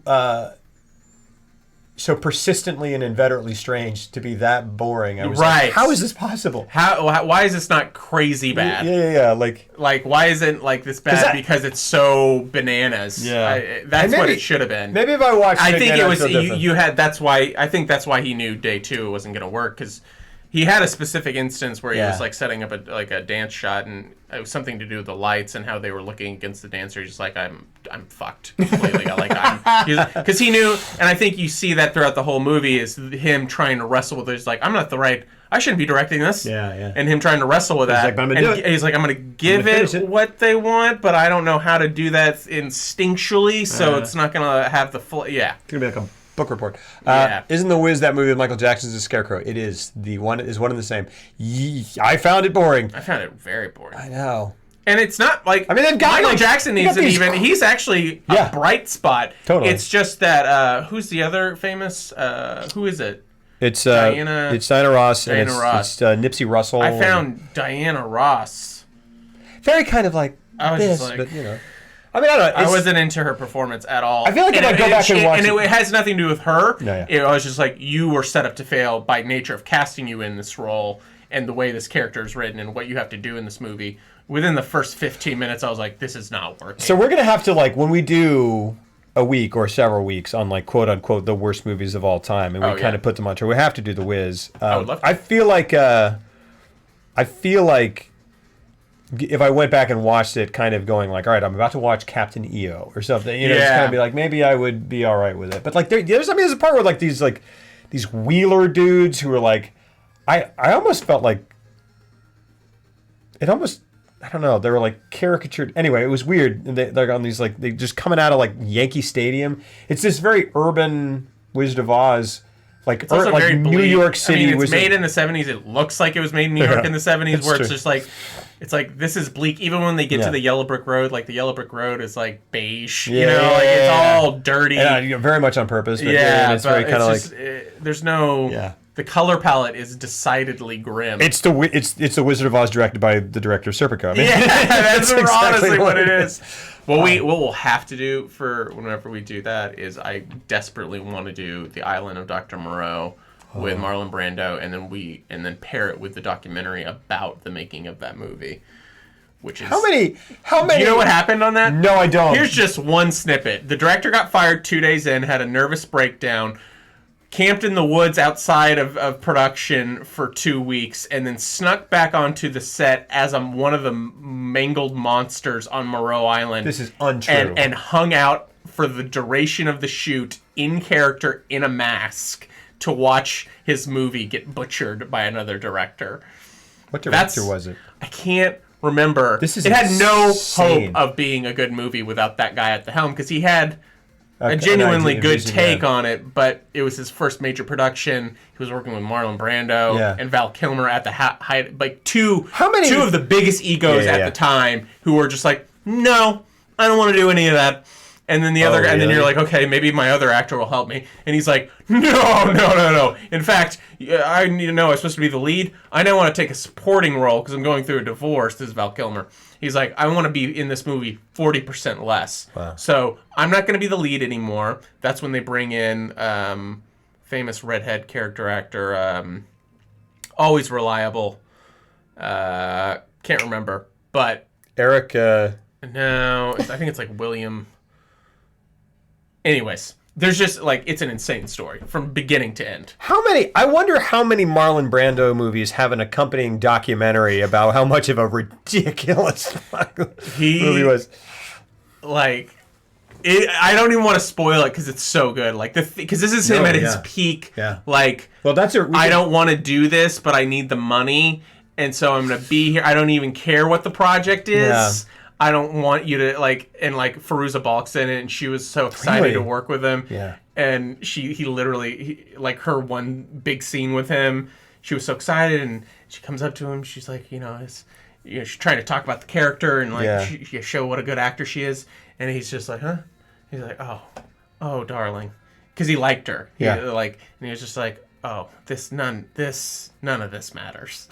She's like, we don't need to talk about anything in terms of character or what we're gonna do in this scene, because none of this matters. It's like this is a yogurt commercial. Yeah, exactly. Yeah. He was like, now give me my earpiece, because he was wearing an earpiece the whole time. The feeding him his lines. Yeah. Of course. Interesting. But David Thewlis. Oh, I see. Interesting. And he does his best. I mean, he's a fantastic actor. Yeah. He does his best, but he's just miscast. How How very interesting. Well, we should do a whole like remakes gone wrong thing then. Yes. That would be interesting. And then a remake's gone right month. Yeah, because and it would be interesting to compare the Moreau, because like I've never seen the I haven't either. previous versions. And I don't know. I feel like it's been made a couple times. Has it? I would imagine it's got to be like a silent movie. Then there's got to be like a. Oh wow. There's got to be a Universal Monsters era. Really? Man. There's a Michael York version where like it's just I've just seen what I've seen of it. I'm like, that's weird. It's an interesting idea. Like it really is. And I think it came at the height of like, because who wrote it? I can't remember who wrote it, but he wrote it. What is it, like H.G. Wells or something? I want to say it's H.G. Wells, but I might like be Jules wrong. Verne or something? Yeah, one of them. But he wrote it at the height of like. Is it H.G. Wells? Yeah. Everybody was like vivisection, or everybody was just fucking ripping things open and just like looking inside of everything. Right. It was kind of he wrote it at the height of that. I think. Interesting. Sorry, Well, that was cool. a weird tangent. No, it's a fine one. Yeah, but we should do it. Let's switch. Yeah, we should. Let's talk about Network. Yeah, let's do it. Serpico, American hero, truly. Truly. I I kind of read about the real life guy afterward. And, Yeah, there's a documentary about him. Really? Yeah. I would like to watch that because he's still like an activist and stuff. And I feel like it's a better match visually than Sonny. What's his name? I can't remember. Warchick from Dog Day with Pacino. Like I saw the real Serpico and I go, oh yeah, it's closer. I mean, especially like this guy, version when he's got the beard and everything. I was like, it's pretty good. Yeah. Cool. Please watch Serpico. Please watch it. It's freaking. It really, truly is fantastic. Now we're gonna move on. American Hero, also Italian. Yeah, very Italian. It literally. It felt so much like Godfather 2. Yeah, that whatever that theme instrument is, like. I want to say it's a tarantella. I don't know. It also reminded me. Have you ever seen? Later, Bob. Carol Reed's Third Man with Orson Welles. I have not. I really want to. It has the whole score is like that. Is that? They use a ziffer or a zicker or I can't remember what the it's a very specific Swiffer? instrument. They even open the movie on the instrument playing it as the credits play on top of it. Yeah. And it's all like that. And I was very taken back because it's like one of the most famous noir movies of all time. Yeah. And it opens with and then the whole movie it's like that. It's very chipper. That's awesome. Later, Baba, thank you so much for your generosity. Thank you for your gifted subs, man. Lots and lots of love. Oh, one last thing I have to say related to Serpico. I think one of my favorite, I don't know, one of the more memorable references to Serpico for me before I had actually seen Serpico was in Rushmore, where they do a staged version of Serpico. Oh, yeah! It's fantastic. That's great. He goes, I forgot about that. He goes, I go put a dime in the meter. He's like, go put a dime in the meter for Officer Serpico. And he's like, and then like there's Max, not Max, Dirk is dressed like a nun. And he's like, wait, there's movement on the subway. It's a snowman. Get him! And then there's like, well, the snowman? There's no killer in Serpico. What is going on? But then he goes, I love the part where he sits down. He's dressed as a priest. Yeah. And he goes, promise me one thing. And he's like, what? And he goes, the kid goes, name it. And he goes, you're going to follow this whole thing to the end of the line where I got to be. And he goes, so help me God. And it's so great. It's like my favorite. The plays in Rushmore are fantastic. And I watched the episode of It's Always Sunny. I saw one. I saw a gif of it or something where he comes in dressed as Serpico. So they do a whole episode where Charlie plays Serpico, and it is so fucking funny. Well, it's great because like Serpico's like the cool. I remember going like Serpico. That's the coolest. Yeah, like they stumble upon a cop car in a junkyard, and so two of the guys in the group become corrupt cops, and they start getting free hot dogs just by like driving this junkyard cop car around, and they dress in like fake uniforms, and they're getting like free stuff, and then Charlie's like, "This is bullshit." He's like, "You're corrupt cops," and he becomes. I don't like it. He becomes, and so he becomes Serpico to like go against it. He's like, I'm gonna be Serpico. Well, at first they're kind of all in it together, and they were like, "Why don't you get me a police uniform?" He's like, "We didn't have enough money or whatever." And he's like, you can just be in the back seat, and you can and they go to get hot dogs, and they only give him 2 instead of 3. And he's like, that guy thought I was like a bad guy. He's like, you know what? I'm gonna do a Serpico thing. And so the next time they see him, he's just in a poncho. That's fantastic. It's very funny. That's really funny, man. Oh man, I always was like Serpico's the coolest thing. I was like, what does Serpico mean? And I was like, oh, it's a dude's name. The guy's name is Frank. Right? Yeah. Serpico. Frank My Serpico. gosh, coolest names, coolest movie titles ever are Serpico and Dog Day Afternoon. Yeah. That's the best. All right. He sounds like it just sounds like a serial killer, like Zodiac or. It does. It sounds like Zodiac. I don't Or know who why. is the killer in fucking the Clint Eastwood movies that. Yeah, Dirty Harry. That's exactly right. Dirty Harry. It's not the Zodiac. It's not Zodiac. It's supposed to be Zodiac though, but right. It's the Scorpio. Scorpio. It Yeah. just sounds like Scorpio. That's what Yeah, it is. yeah, that's what it is. What it is. Where was that gosh darn beautiful network picture that we had just a second ago? Yeah, it really is the ultimate 70s movie title. Serpico. Copyright Hammer Films or something, yeah. So it was Serpico and then Dog Day Yeah. and then Network. It was Serpico, then Murder on the Orient Express, Oh, wow. then Dog Day, then Network. I'm looking. And like I think maybe more than one film in '74, which was the Murder on the Orient Express year. What year was 12 Angry Men? 57. So what did he make in the 60s? The Hill.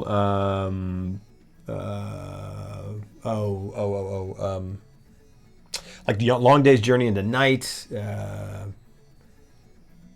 think Equus was. Equus might have been late. Oh, 70s. Equus. I need to see that.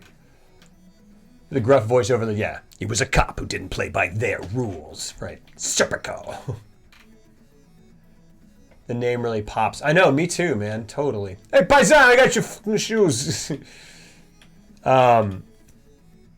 That's Island Dr. Moreau with Brando and Kilmer. Was that around the time Brando went on Larry King and took his shoes off?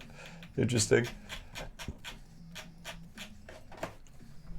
12 Angry Men, Stage Struck, That Kind of Woman, The Fugitive Kind. Oh, The Fugitive Kind. I wanna see that. That's a great one. That's Brando. And it's Tennessee Williams, too. It's fantastic. View from the Bridge, Okay. Gosh. Long Day's Journey to Night, right. Pawnbroker, Fail. Pawnbroker was 60s. Yeah. Gosh darn it. Failsafe, Failsafe. which is like I think I mentioned this, but like Yeah, it's like the earnest serious version. of Doctor Strangelove, and came out like roughly the same year even. 64. It was a deep impact Armageddon situation. Would Aaron Sorkin exist without Network? It's funny because I've always been like, oh man, That's like interesting, there's yeah. Aaron Sorkin, but then there's like Patty Chayefsky who's like here, like just there. And then I like for the first time read today that like I don't think I'd read this. I think I was just like, oh yeah, it's like Sorkin's like Chayefsky, but like and then like I read a thing where Sorkin was like directly inspired by Patty Chayefsky and Network, like Yeah. So I was think like, you can that makes see it perfect sense then. in almost every way possible. Like, especially if you've ever seen Studio 60 on the Sunset Strip. Oh yeah, It's a drama about. It's like 30 Rock, but it's a drama. It's the failsafe to 30 Yeah, Rock's, it is. It totally is. Strangelove, and it got canceled. And it's really great for what it is. I really enjoyed it. Yeah. But it's almost like Sorkin kind of. He's like Patty Chayefsky minus some of the irony. Just a little bit of the irony, maybe. Yeah. Yeah, like he's more. Yeah. He's not as as biting. Yeah. Like, because Network is like, dang man, it is crazy. So sharp. It is razor freaking Yeah, sharp. let's talk about this movie because I watched it and I hadn't seen it in a while, and I was like, "Oh, this 's more relevant now than it ever was." In the era of the 24-hour news cycle, like, holy Moses, 100%, and it's happened with newspapers too. I mean, everything is. Oh yeah. But I read an interesting thing that where Clooney. I don't know if we're doing the end first, but because we really haven't talked about it yet. But where Clooney was like shopping the idea around her, he'd planned a live TV version of Network, like to do it, and he went and screened the film for like teenagers and I think college kids just to kind of see what their reaction was like in preparation for making it, and no one got it or no one had much of a reaction, and he was like, why? And then he was like, oh, because all this stuff has happened. Yeah. This is not predictive anymore. It was. Yeah. It was incredibly prescient, but now all this stuff has happened, and everyone was kind of like, okay, yeah, like. It's a commentary on the And so present. he Yeah. just scrapped the idea because he was like, oh. I think it would still. I think it would definitely work think better, especially within the past 4 years. I feel like it's. Yeah. It. It's like we just need a reminder of like a time when that wasn't the case. Yeah. I mean, same but thing with the the Insider. ridiculous nature of it all. Like even at the end, there's like we're gonna have to kill him. I'm like, Yeah. yeah, that doesn't Yeah. feel nearly as like ironic and far fetched as it's supposed to be in the film. And the way it plays is no. I mean, you know, it's so great because like they just go like, can we do that? Like how? What's Yeah. the legality? And just like, well, I mean, this and and like that. legit politicians and people have killed themselves on air before now at this point. Yeah. And Well, this is. I think I know it's argued whether or not it was inspired by some incident. there was a woman in Florida who was Who did there's it, a yeah. movie of it with But you see it all the time now with especially even non-political people or you know, like people do it on Facebook and blah blah blah and Yeah. all our terror organizations and It really is scary how prescient it was, especially Ned Beatty's character and motivation. Absolutely. Yeah, watching this is like watching JFK. Like you finish it and you go like, oh, gosh, like yeah. this is all true and yes. And Yeah. like, and you're like joking, but you're not joking, and like or like it's conspiracy theory, but it's conspiracy fact. It's like, gosh darn it, it's really insane. Well, it's just when you build the news cycle Just gonna do this on thing, this thing. oh yeah, sorry. No. When you build the news cycle, your news, Yeah. where it has to make ratings Yeah. and therefore become a profit making machine, Yeah.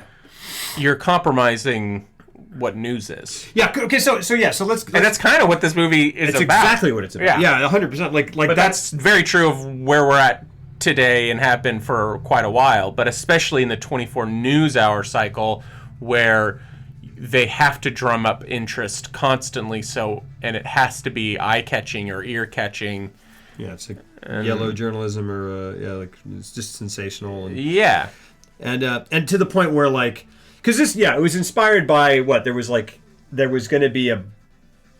talk of a corporation buying ABC, like a large corporation buying ABC, and I was watching like this is like a documentary that I watched part of and didn't get through, but like didn't get through because it was tough just because life is busy, but yeah, like he was inspired by this to kind of start considering like, whoa, like if a news station were owned by a corporation, which is like what a halcyon, like what an innocent time to be able to be I like, know. what if news was corporate? Yeah. Like, it's like, goodness gracious, man. I know. And it's like, and he goes like, he's like, well then they would come at it solely from a profit perspective. And here in 2019, we're like, yeah, ICE, Yeah. he's a, we're basically Mulaney. We're like, yeah, buddy, that's You're getting it. exactly what's You're happening. getting it. You got it. Yeah, buddy, you got it. But like this was a time when that had to Yeah. happen, and he was like, yo, like I'm the don't shoot the prophet. Like this is like where it was like where their sole and underlying and driving motivation is making money and making more money. And then they're gonna make it everything dictates accountable to and that. it dictates what you can and cannot. I mean, this plays into what the Insider was Absolutely. about. Because I mean, in the Insider, CBS was like, we can't put this on because of legal. They called it tortious interference. It's like if we get sued, Yeah. if CBS as a corporation gets sued, that's too much risk for us. We can't put this. So it was directly because of the corporate entity that they could not put a news story on that was incredibly truthful and groundbreaking and would have saved and would save millions of lives Because they and blah, could blah, blah. bankrupt the whatever. Because they can can literally bankrupt the corporation that owns the news division. But then also Pacino puts on his Serpico hat and his Serpico beard and Serpico curtains and Serpico everything, and he's like, I found Debbie Matzoff found for me this deal. Yeah, that was going to half an hour ago. Where he's like this deal may not go through this deal from which the two of you personally stand to benefit. To benefit $1 million a piece or whatever, it's just really 5 million crazy. piece. It really is how scary. Oh yeah. And and that's it. It's like it's and that's it. I feel like, look, man, I don't think corporations are inherently evil, but corporations are inherently interested in making money. And that's what their job is. Literally. Yeah. And it is, and I think that if you're in that situation, and especially if you're in a competitive industry, which every industry is competitive, but in like a cutthroat industry like media or television, the incentive to put anything else over, to put any sort of integrity above making money. I mean, this is echoing Serpico. It's interesting. I was like, these movies don't have anything to do with each other, but like they kind of do thematically. I mean, it's just, they do. It's just that like there is no Serpico here. I mean, there kind of is. It's William Holden, but he's just beaten down and he's like, let the whole thing burn because it's burning anyway. I mean, the incentive to put anything above profit is I mean, you have even less support for that. I mean, you're not doing your job if you're not making a profit. And of course, the like that flies fine when you're talking about the components of the television station that create entertainment. That's fine. Like, it's okay. That makes more sense there. I mean, there's the art versus commerce thing, but like, that's not as vital or potentially damaging as holding journalism accountable to making a profit. It's ridiculous, because if you've got a news station reporting bad news, but it's all stuff that people need to hear, and people just start tuning out. I mean, it's crazy. What's crazy is that, like, I feel like we're finally entering an era where like people are becoming so cognizant of that it'll really be interesting to see where we end up in like 10 years from now. I want to believe that, but like I also feel like we're also just so inured to it. Like we're just like we're I'm gonna keep trying to do this, but we're like that good cop in Serpico who goes like, I mean, I don't want. Well, what are you gonna do? I don't want to. I don't want to. It's like, but it's too big. It's too big. I can't fight it. It's everywhere. And if it's not this guy, it's this guy. And if it's not this, it's this. Like I feel like. Well, it's like now we're at a point where there's so many different factions and so many different cable news networks that essentially what happens is. Oh yeah, right. For a lot of people, is they just pick one that whose opinions match their own. And they're like, this is the one I'm going to watch and I'm going to match. And then the network, knowing this, doubles down on what they present to that viewer. Because they're like, this is what you want to hear, and this is what because this is what you want to hear. And then that's how you get all these insane radical views and insane rhetoric that gets thrown on. And I'm talking about both.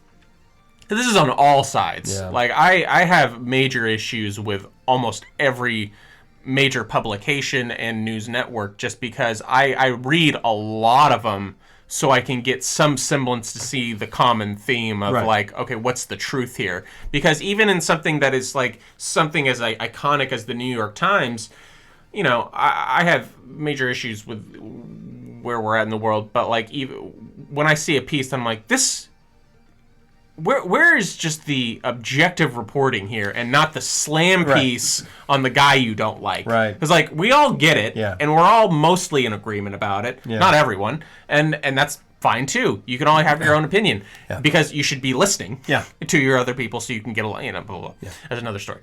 But, like, the fact that I have to parse through the New York Times to find what the real facts are and not opinion, and I'm like, and this isn't in the op-ed section. This is like supposed to be just a factual story, and like they do get it right, but you have to search through a very long article, and then I got to go read it from another place just to be like, okay, and it's just like, and most people don't want to do that. Rightfully so, because it's ridiculous that you need to read like 4 news sources to get a logical, well-rounded view of a current event. Yeah. Well, I mean, and the whole thing, like what you're saying about, because like the New York Times and the Washington Post supposedly, traditionally have been like the industry the standards last bastions of journalistic integrity. Absolutely.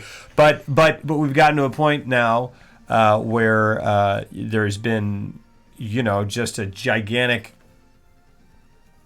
Someone threw a chair into the works of the of the gears, and it just slammed to a halt, and we don't know what's going on now. And it's this self-perpetuating fuck shit where it's like, okay, well, if we're gonna be the last bastion of journalistic integrity, our paper's gonna go under because we have to. And I'm not saying the New York Times, gosh darn it, I don't know. I would assume would never go under. People would save it. I would Post, assume so too. But people would step in and save it. But it's like, but most papers who don't have that kind of, who don't have that sort of cash and don't have that like in the sense of like cash, but also CACHE, but like where they don't have that historic name recognition where they're going to be around and people are going to step in and save it. It's like, oh well.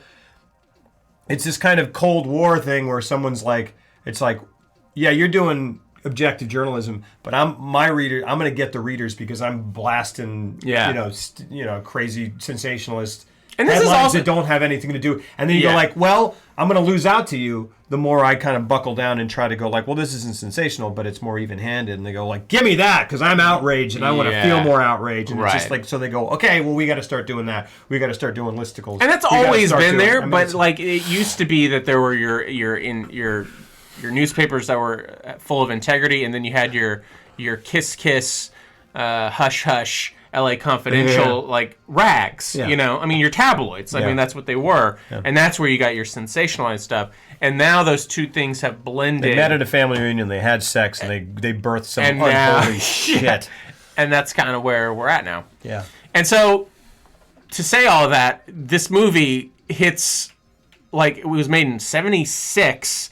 And it feels cable news, like it was made in 2020. Like, I mean, it feels like it was made a couple of years in the future. Like, it's wildly timely for a movie that is 43 years old. Crazy. That is wild. And at the same time, like, I read a thing that was like Patty Chayefsky and Sidney Lumet like denied that it was a satire. They were like, it's a documentary. Yeah. They're like, this is just what's happening, and this is what. And I mean, I'm sure it was either starting or happening then. Yeah. I mean, it's like they're like, and this is the crazy thing is like how over the like it's a satire, and yet they play it in such a way that like the material can go big, and yet the performances are incredible across the board and never fall into parody. Oh, absolutely. Even when they could. And you could be like, oh, I get it because it's satire. But it's just like they never do that. Everything is straight-faced. And therefore it hits you in a different way, and it hits you on a very real level. Yeah, and it really is one of the greatest and most, first of all, entertaining and enjoyable for how deeply pitch dark it is. Yeah. It is so funny. It is so funny. But then also it flares the satire. I mean, gosh, like because everyone is playing it so straight, it flares up on an intellectual level. That's where it registers. You just go like, oh gosh, because there's no one is winking at you. Yeah.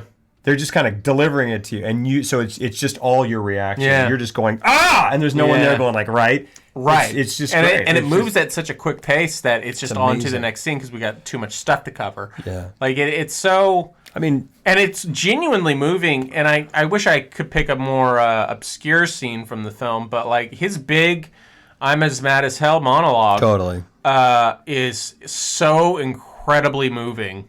It's so. The thing is, it's so. Patty Chayefsky is such a Brit. Like I'm a human being, goddammit! Yeah, like I mean, it's just like it really hits you because he's talking at you, like to you, and to the audience at home. Something that always has and always will resonate. Yeah, and just the way he delivers it, and the fury in which he does it, and just the simplicity of like the message that he's trying to convey. That is just like I'm a human being. Yeah, I'm not a pawn in your game. Like it's just. Yeah. It really. I was not expecting to have an emotional reaction to it. I was like, oh boy, that is... Yeah. But they take it, of course, and they take even that, this rage against the machine. The machine takes it, and it becomes their most profitable product. And then it's a profit margin thing where it's just like, well, it's working. So, which you see all the time. Yeah. It's why when people like Charlie Sheen, have public meltdowns on TV, they're like, get him on as many news stations as we possibly can to promote this man who is having a public meltdown. Like, I mean, that's... The guy was literally on the rooftops, like, screaming and fans were below. 100%. I mean, now that I'm thinking about that, like, that's what it was. Absolutely. That was network for real. It's literally a corporation destroying an individual until the point that they actually literally kill him. Right. Like, it is the corporation, it is the media machine using a man till he is spent and they have gotten everything they can get from him, and then discarding him as unceremoniously as and they to be possibly fair, we as viewers are guilty of a lot of similar things in the sense of, I know I'm guilty of it. You talk about celebrities as if they're these other things, and so you feel very comfortable judging their. It's like, so and so got divorced, and you're like, blah, blah, blah. I heard this and this and this and this in this magazine. And you're just like, what? Knowing on a day-to-day basis how complicated your own life is, can you possibly imagine that it's as simple as what one single article in one entertainment magazine might make it? Yeah, I mean, absolutely. My number one takeaway of seeing these two movies in close proximity is how darkly funny they are and how perfectly balanced it is. Yeah, I would say. I mean, Serpico's definitely got light moments in it, but I think. I mean, Network is a comedy. I mean, it's a comedy. Satire. It's a comedy that has an insane amount of pathos and gravitas. I mean, it is an angry. I mean, obviously, but it is an angry, acerbic.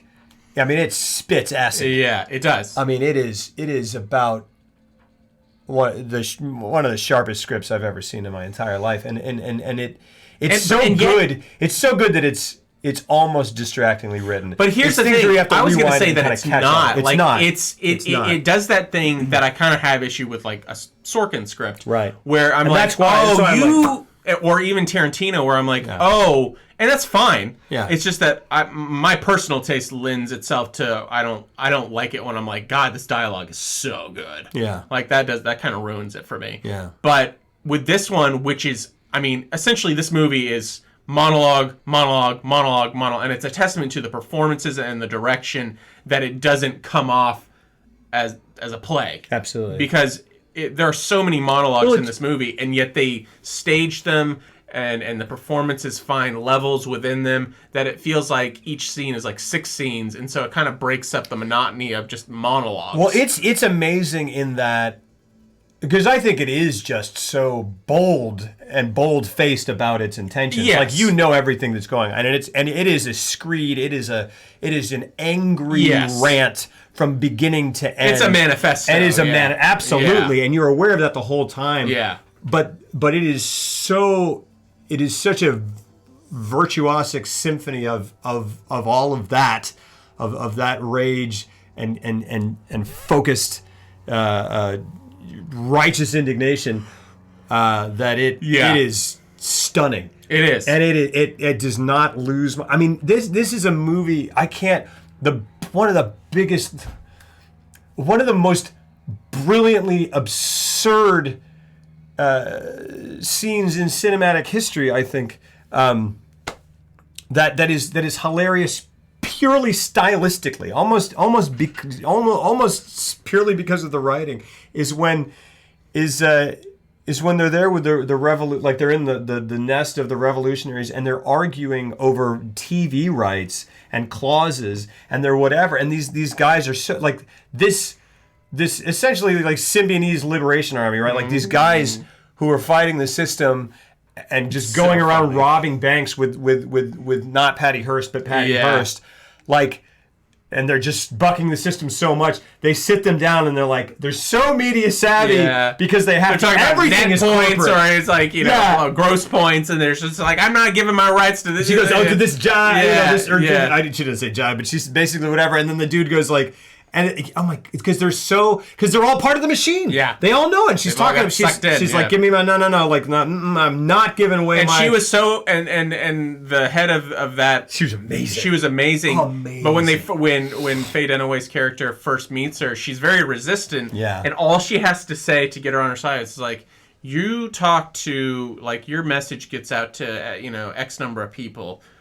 I can, and within one night, Yeah. your message, if you come with me and agree to my thing, will reach X million number of people a night. And what I love. And the way she said it was beautiful, and yeah. you just see her just go, All right. Yeah, and then Faye Dunaway introduces herself. She goes like, "Hi, I'm Diana something, Yeah. a racist like white Yeah. puppet of the oppressive like really." And she just goes, "I'm a badass." Commie word that I can't say. Yeah. And it's just like, and she goes, "All right," and they're they're just like, and it's just beautiful. It's so because you can buy everyone. Everyone is Yeah. bought. That's the whole thing. And they're going back and forth. And she's like, no. And with the fervor of this revolutionary army, she's going, no.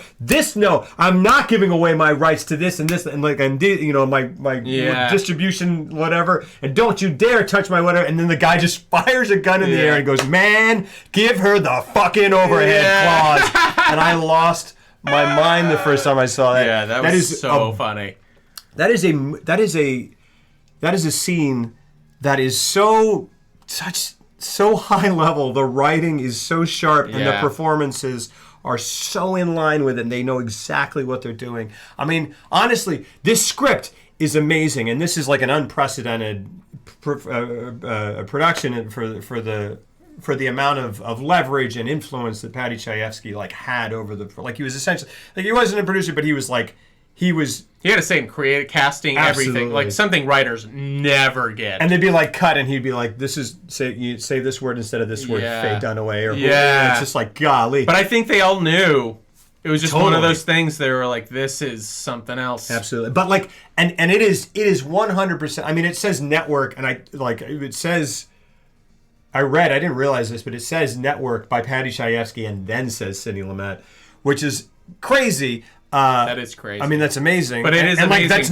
It's not what it shouldn't. It's not. I'm not saying it shouldn't be like that for a number of movies, but it's that. But as much credit as we need to give this phenomenal, gosh darn, again, symphony of a script. Sidney Lumet's ability to corral all of this and get it and get these performances and rein everyone in and keep everyone where they needed to be. It's I mean, a Sidney test, Lumet, scripts are the hardest. Like it still is an absolute crime how little writers Absolutely. get rewarded in terms of notoriety or even compensation when they are the one, screenwriters. Yeah. Screenwriters just get shit on it, more or less. Totally. They give them their little Oscars and stuff, but it's just crazy. I'm like, they're the ones who wrote the movie. Yeah, man. Those ideas, those came from them. Yeah. Think about how many directors you can name, and think about how many screenwriters you can name. You can name of who are not also directors. Yeah. William Goldman. Yeah. Paddy Chayefsky. Aaron Sorkin. And then Eric David Roth, Mamet, maybe. Eric Yeah, Roth, yeah. and that's probably it. Yeah, David Mamet, he's a playwright. I mean, it's it's crazy. It's crazy. But so it is a testament to this script, but I don't think it would have worked nearly as well without his direction. No, because no. it just took it and it gave it a heart. Yeah, and this is an all intellect movie, just spewing that vitriolic, acid, and it's wonderful. And but what he every did performance is is grounded. Yeah, he grounded it. Yeah, Right. especially, and it's just there's and it's each of these characters. Faye Dunaway's just She's I was just like, dynamite. this is why people Dynamite. are like Faye Dunaway. Yeah, because performance of a lifetime. performance of a lifetime. I always liked her in Chinatown, but this is where I'm like, oh. Robert screaming Duvall, he's just amazing. He's so much heart when he goes, "It's a huge, big titted hit, and I can't." Oh my god! I wish. I wish I had been drinking something. Yeah. Because I like he got. It's so funny because as he started saying that, I had this sense memory of like he says something crazy here, and then he said it, and I go, "Oh!" And like I looked at my wife, and we both were like, "Ah!" So great. I love how Robert Duvall yells. It's crazy. Yeah. He just gets this kind of there's something thing right there. Yeah, and you're like, that's good. And you're like, that's just what you do. That's you are this. You're crazy, man. Yeah. Like you said, he's been 60 since he was 14. I know, because he always he's like leaning forward with his butt out a little bit. Like, oh, bastard. Yeah. I'm Grandpa Simpson on crack. Like, it's like, what are you, goodness gracious. That's great. That's a good Robert Duvall. Oh, man. Oh, wait, Dean Yeager. Gosh darn it, you keep bringing up. Who's Dean Yeager again? Now, who plays the other main two parts? The guy who gets fired. That's William Golden. No. Holden. William Holden is Holden. Like, and then who plays Peter Finch? Peter Finch is Howard Beale. Peter Finch is an Australian actor, and he flew to America. He was turned down. He was a very well respected actor. Like totally. And so he was turning down a lot of scripts and stuff. And then when he got this script, he flew on his own dime to LA from Australia. Yeah. Just to audition. And this is Peter Finch, who is a very well... It's like asking, just a very famous, well-respected, like Peter O'Toole to come audition. This guy. And he went and auditioned, and I think he got it in the room. Yeah, and he boy, and then like you're saying, that Mad as Hell speech is terrific, and they got it in like 1.5 takes. Really? And here's why, because he did it, got through it, whatever. Lumet was like, let's do another one. Right now, yeah. He got halfway through and had to stop from exhaustion. Mm. And he had a failing heart that Lumet didn't know about. Oh, wow. And then he was like, well, cool, we got that. And what's in the movie is the first half from the second take and the second half from the first take. Wow. That's crazy. And then this is really insane because he died. They were on essentially a press tour. They were doing the talk show circuit in 1977, and Lumet was there. And the day before, Peter Finch had been on some talk show, maybe Johnny Carson. Talking about, I think it was Johnny Carson, talking about just, joking, whatever, and then kind of saying he's kind of jokingly said he was going to die of a heart attack. The next day, he was on the talk show circuit with Sidney Lumet. He had a heart attack. Sidney Lumet administered mouth to mouth. He died. Whoa. Or I guess he maybe died in the hospital. It's crazy. That's wild. And got the Oscar posthumously. The only two people, I didn't know that one. The only two people to he was the Heath Ledger. Yeah, both Australian, which has nothing to do with anything, but that's interesting. So many Aussies are so good, so good. And I think Lumet was like not sold on because he wasn't sure he was going to be able to hide his accent, and then he sent him a video or somehow sent him because that's much harder. That was much harder back then than it is now. But somehow sent him a tape or something of his reading the New York Times in like a perfect American accent, and he was like, all right. But he's just got this. He's got this great because he does have like a bit of a heightened. He's like, I don't need to tell you things are bad. You know things are bad. It's just so great. It's great. George Lazenby, right, mate. George Lazenby. I like that you just George Lazenby, baby. Yeah. On Her Majesty's Secret Service. This never happened to the other fellow. Absolutely. Oh, yeah, but do we need to go down the... Yeah. Right. The didgeridoo. Sorry. I don't have the energy this time. No, we can't. There's no way. No, we're gonna get a... Yeah. All as mad as... Yeah, we can't go down the list of tremendous, of unbelievable Aussie actors because we'll just be here all night. I don't think we've talked about what this movie is about yet. But basically, there is a corporate takeover of a news. I mean, of a TV station. Yeah, and changes are coming. They say that it's not going to affect the news division. It directly affects the news division almost immediately. Yeah, they go to like a stockholders meeting and they say Robert Duvall gets up there and goes, he gets his swinging. I just love him in this.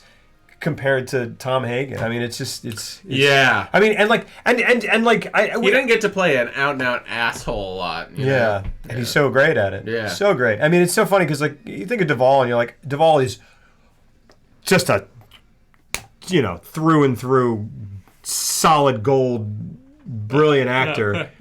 But he's pretty similar from role to role, but maybe not. Like, I mean, like you look at these two, Tom Hagen and this one. I mean, there's a Robert Duvall way of talking, and I think I guess what I'm saying is that there's a tendency to kind of be like, he always, as there is with Pacino. But you look at Pacino in Serpico, and you look at Pacino in Dog Day. Yeah, it's Same guy talking. Yeah, well, Totally different character. Yeah, yes. And same with Hagen and this guy. Agreed. Robert is Tommy Hagen always. He's so meek as Tom Hagen in Network. He's got his swinging above his head. You got I'm talking with this part of my face. That's it. That's all I do. Yeah, he's just like he talks. It's like he talks with his forehead and his nose. He just, this is that. He's like a bull. Yeah. Anyway, he's great. So he comes in. He kind of essentially takes over, except Faye Dunaway takes over the news division. With a goal of getting Holden's gone, and she's like, I'm going to make it a profitable. I'm going to make it a profit machine. Absolutely, and she does because this kind of on his way out, once bastion of journalistic integrity, once bedrock of TV journalism anchor, Howard Beale, who is on the level of they went to Walter Cronkite and John Chancellor. Glad they didn't. And they were like, that they said no. I mean, they didn't. Yeah, exactly. But Walter Cronkite's daughter is the Patty Hearst character. No way. Yeah, isn't that crazy? I mean, it would have been amazing, but there's no way that would work. And because then they'd be like, what this is CBS or whatever, what was Cronkite on CBS? It was just weird. This was another thing where it was weird though, because they would cut to other networks and it would be like, oh, that's okay. You just cut to CBS for real. Yeah. And it is an interesting. They cut to UBS and and you go like, no, okay. Yeah, and it's funny because when they go, it's funny they open up and they go show the NBC building, they show the CBS building, they show the UBS building, and they go, get it? I go, yeah. Okay, but they go it was quick, right? I go, yeah, it was quick. And let's just go. It's fine. Work. They're do you want us to? Yeah. Do you want some exposition dialogue? CNN. No, I don't. Yeah, you're right. But it's so great, and that obviously just frees them up to do whatever the this fuck stuff they want. And go nuts. But yeah, so she wants to turn it into. She takes it over, yeah. A ratings machine, and this guy, yeah, go ahead. And he has a complete mental breakdown one day when he's on air and he's reporting the news, or he's about to report the news, and they cut to him. It's like Howard Beale with the blah blah blah blah blah blah. He's like, good evening, everyone. I'm going to kill myself. Blow my brains out. It's such a great scene too, because he goes I'm Howard Beale. This is something, and I'm going to blow my brains out next. And they show from the control room, and no one bats an eye. They just go, and then it goes, that was UBS, that was something. Yeah. And then someone pokes his head and he goes, did you guys just hear that? Yeah. He go, what? And he goes, Howard says he's going to blow his brains out next Saturday. He's like, oh, what? Howard says he's going to... He's like, he just said that? He's like, yeah. Someone else runs in. They're like, what the fuck was that? But I loved that no one batted an eye. It's brilliant. Yeah, it's brilliant. Great. And the thing is, what's so great about Lumet, because again, I mean, it's such a disservice to say that he doesn't have a signature style. His signature style is that he can do any style. Yes, and that he is a chameleon as a director. I would say his ability to transform is far more of a talent than having some distinct style. Yeah, not that there's anything wrong with honestly, that. his style is excellence and quality. Yes. I'm not. That sounds like I'm. It's sad that made I'm him Serpico in the washroom. You know what I'm saying?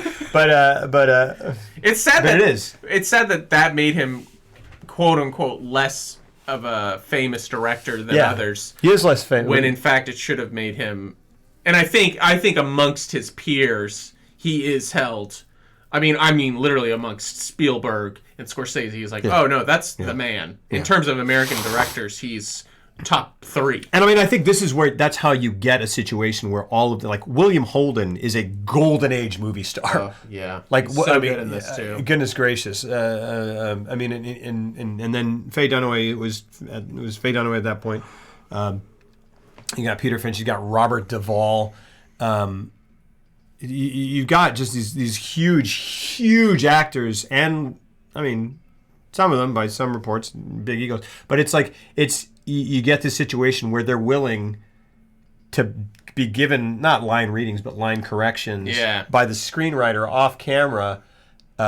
Because they're like, no, this is Sidney Lumet and this is Patty Chayefsky, and we're making something that's extraordinary. And then the proof is in the pudding. It got, 4 or 5 acting nominations, and won. It won 3 and was nominated for 4, I believe. Finch won. Did Faye Dunaway win? Let's look that up. I think Peter Finch definitely won. I know Holden was nominated. I want to say it's won definitely 4. Yeah, Beatrice Straight definitely won. So it's 3. Oh yeah, she won. Yeah, because she won for like 20 minutes of screen, or not? No, 5 minutes. Of screen yeah, but time, she's sorry. great. She's great. And she absolutely. I mean, the number of goodness gracious. All of William Holden's scenes between Faye, after he's fired, and he starts seeing Faye Dunaway, and then his scenes with his wife, like they are so heartfelt in just their wariness. World wariness, and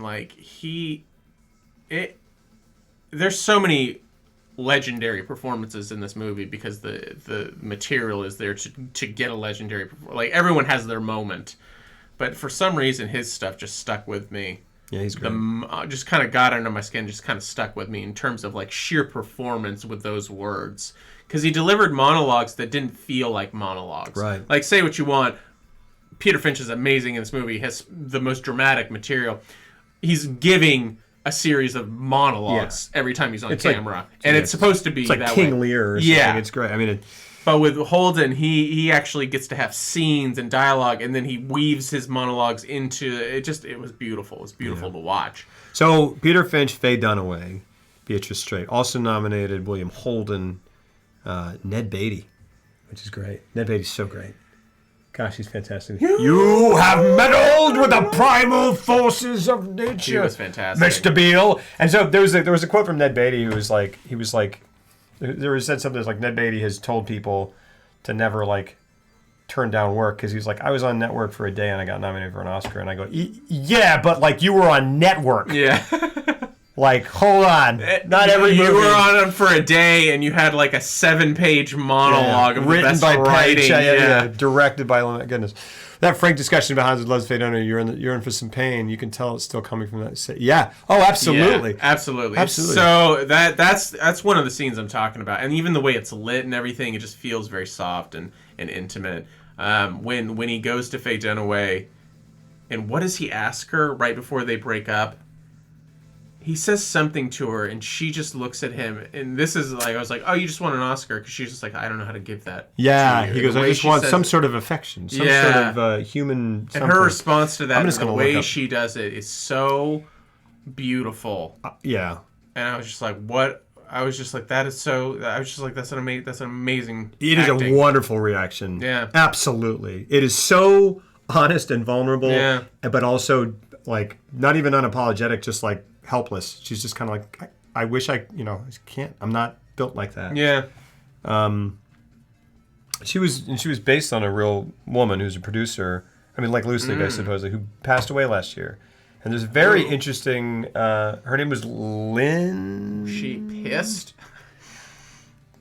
I might look it up. There was a kind of a, not an obituary, but kind of a memorial sort of article by a guy who knew her, and he wrote and kind of commented specifically on going to see Network with her and her reaction. So I'll read that because I feel like it's interesting. Yes. I mean, it's a bit of a tangent, but it's I was during their first date where she's like, yeah, everyone says I'm a bad lady, and she clearly wants to seduce him. Absolutely. She also that wonderful, I mean, what other movie could get away with this, where she's just talking ratings the entire time. They're walking all the way to orgasm. They take their clothes off, whatever. It's brilliant. It's one of the most freaking hilarious things I've ever seen. Then she just goes, Gah!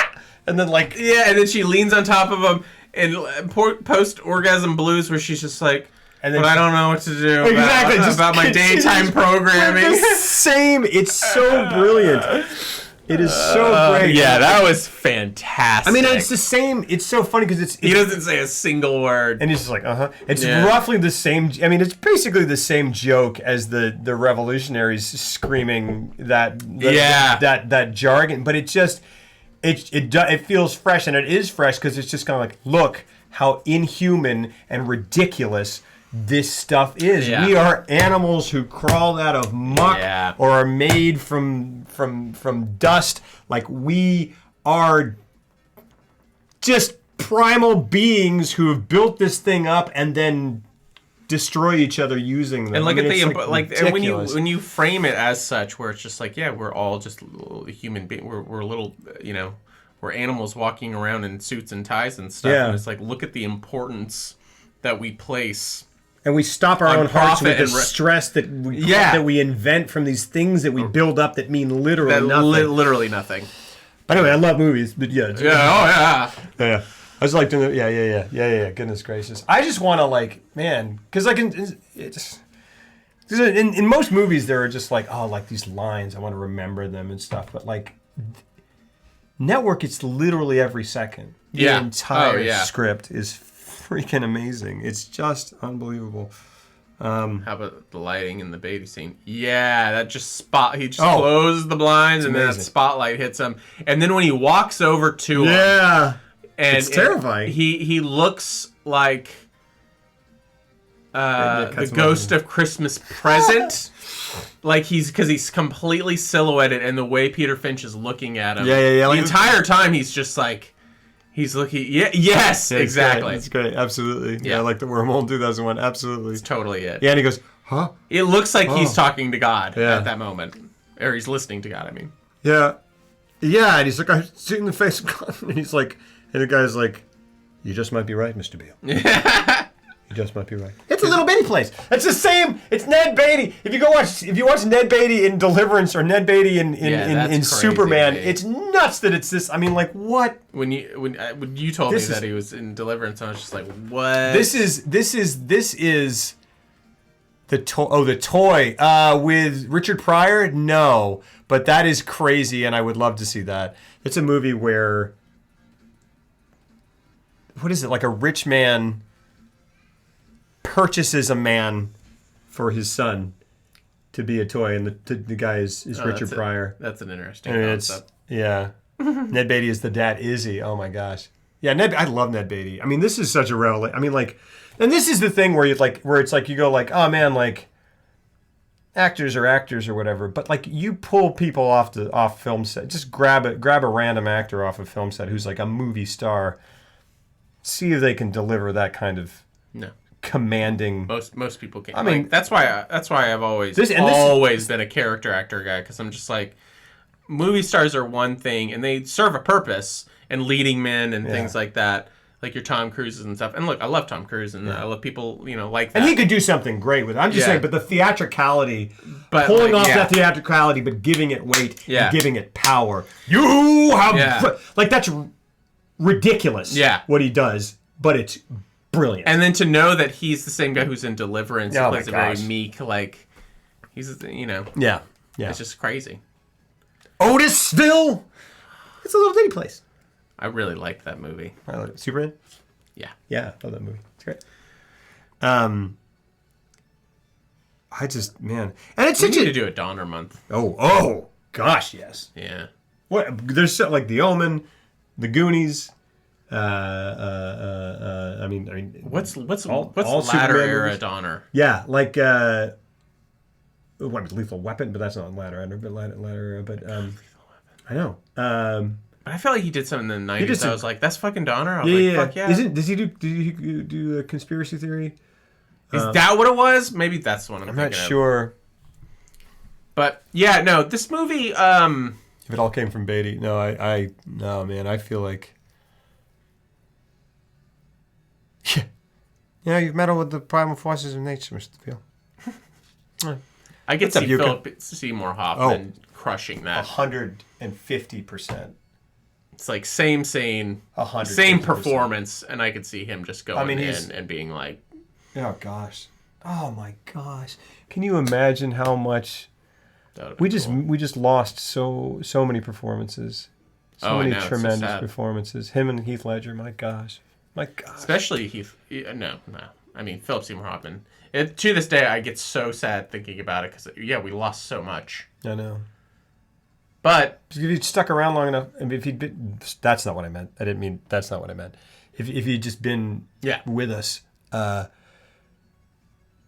mean, maybe we would get, maybe we would get a second network and just, because that is like, because that's what it calls for. That's what this movie calls for, is someone who can be grounded and real, but at the same time, go big. give it that. Yeah, give it that outlandish, like, oversized. I mean, my goodness. Charlie Wilson's War, he's amazing in Charlie Wilson's War.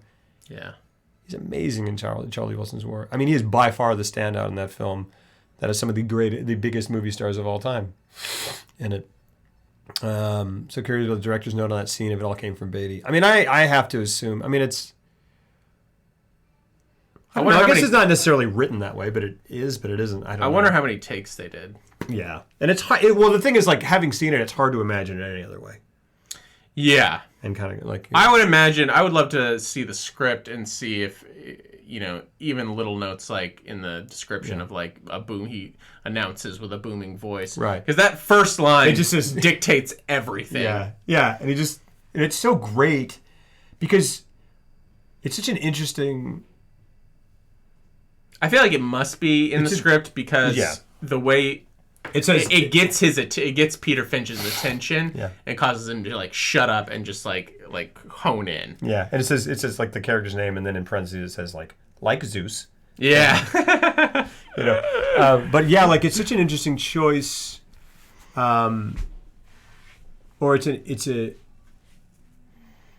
odd choice to have it play out the way it does, because I feel like a lot of other would be here. Oh, they'd whatever. be like they shot that with two angles. And it's like, but it's like from the same, like they shot it's two lenses at the same angle, essentially. totally, yeah. And it's that speech begins and goes a significant portion in this. I mean, that desk is so. I mean, the table's so long, and it's basically like an extreme wide or just like a total establishing shot. It's just a wide shot on a telephoto, and it's And he just goes, there, yeah. And it's just, and it has all the. I mean, it's my gosh, great. it's amazing. And those lights, it's just great. It's Yeah. like it's a conduit, like it's being delivered to him. Yeah. Just download it. Totally. And I mean, That's great. it's fantastic. Yeah, this movie's.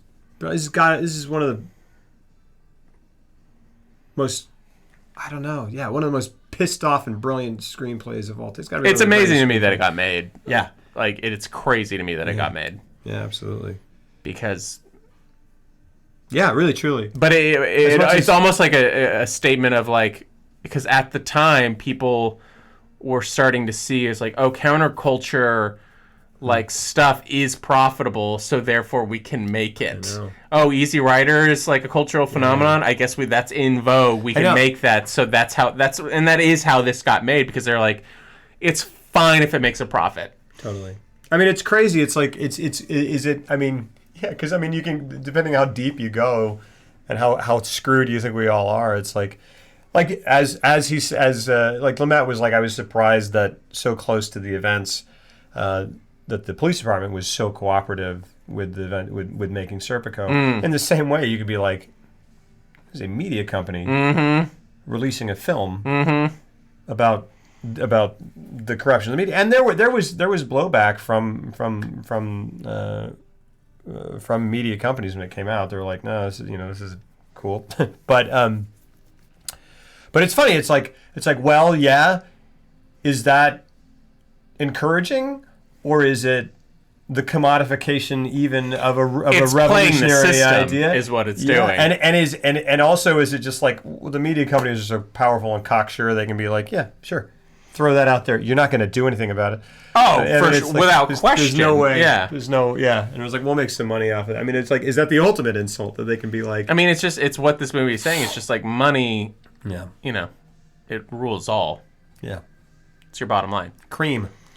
Cash rules everything around. Money.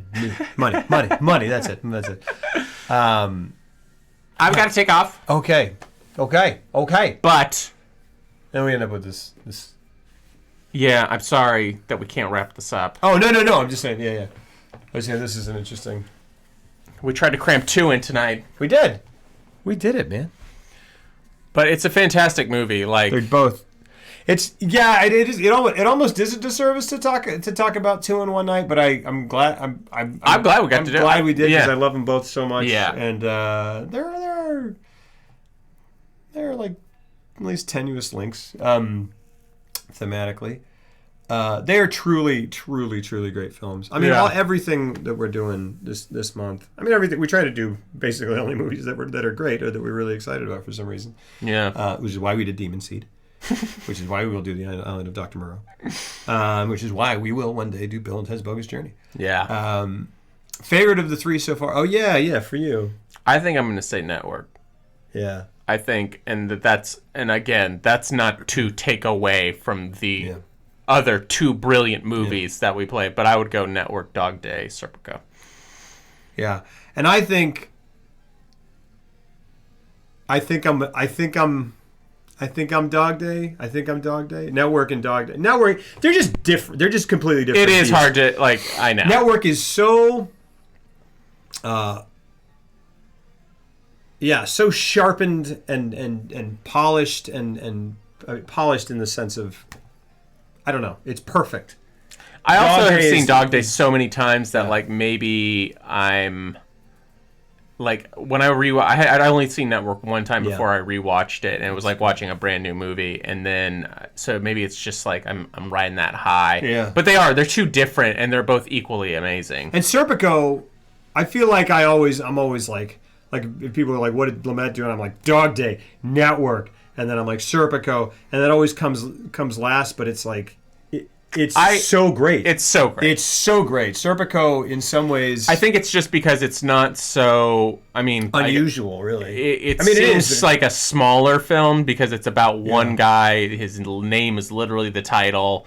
It's about his journey. Yes, it's about police corruption, but it just feels like a smaller movie. Whereas Network and Dog Day and 12 Angry Men, they're like these not so much Dog Day, but but it kind of falls in line with these are bigger movies with statements to make. Right, absolutely. You know, because even Dog Day, even though it is an intimate, like one room, one guy, it is just, it's making comments about celebrity and media and all. Yeah. I mean, it's just, but it is, and it's just. It does have a lot of satirical elements, whereas Serpico is fantastic, but it just plays it relatively straight. Serpico might be because it doesn't have any classic scenes like the boardroom scene or Mad as Hell scene or Attica or whatever. See, and it's so funny to me. Which you might be right. Yeah. Before I saw those films, you hadn't seen it. Oh, you hadn't seen it at all. Oh, that's fantastic. That's great. That is the goal here. That's the goal, to kind of let people see things that I mean, and for me as well. Like for me to see things I haven't seen, but it's so funny to me because I love these movies so much, and then it's odd to me to see what becomes the AFI top 100 quote, and I'm like, that? Yeah, Dark Knight. What's that? Yeah, The Dark Knight. Yeah. No, but I mean, well, I guess what I'm saying is That's the IMDb top 100. Right. The first 5 are Christopher Nolan, and you're like, all right. Okay.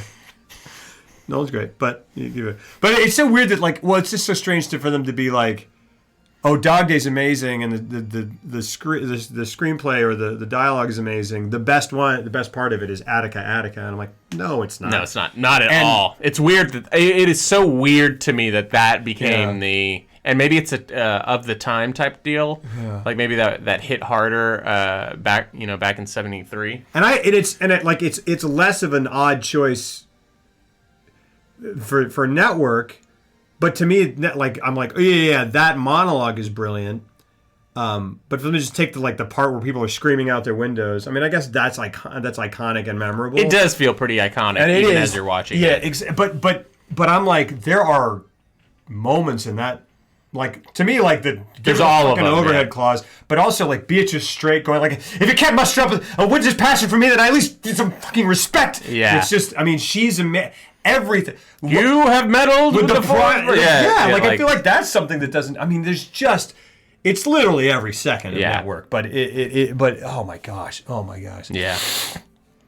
You seen it before. You didn't know anything about it before you first did. Oh, I gotcha. Cool. All right. We can't hold this dude up. Next. Oh wait, hold on. So we're gonna do. I'm gonna be back Monday afternoon. So you could technically do Monday. Probably not. I would suggest not. Not a good idea. I think Tuesday. I Okay. can do Tuesday if you can do Tuesday. Okay. I can do Tuesday. We will update. Sunday is not going to happen. Sidney Lumet month is getting thrown into flux, but it's Our okay. schedules have been weird. Yes, but we will be doing the Pawnbroker, which is before all of these movies. It is, to my I've mind, never seen it, not once. Know nothing about it. I'm going in cold. yeah, it is. It is to my mind by far the darkest of these films, but it has got a performance. Yeah, it's great. It's black and white. It's from another era. It's from 60. I think it said 64. Yeah, I wanted to say 63, something like that. So it's different. But I'm excited. yeah, it's. I Great. saw like one scene on YouTube, and I was just like, it was like 2 minutes. I was like, that looks good. Yeah, it's good. It's good stuff. All right, I'm gonna walk this dude out. I'm gonna go to the bathroom. I'll come back probably, and we'll talk about some stuff or do some stuff. Thank you guys for being here. Thanks for watching, See you everybody. in a second. Thanks for sticking with us through all the schedule changes. Lots and lots of love. Thank you for watching Sidney Lumet movies. It's something wonderful you can do for yourself, and do it for your health. Spread the word. All right, I'll be back.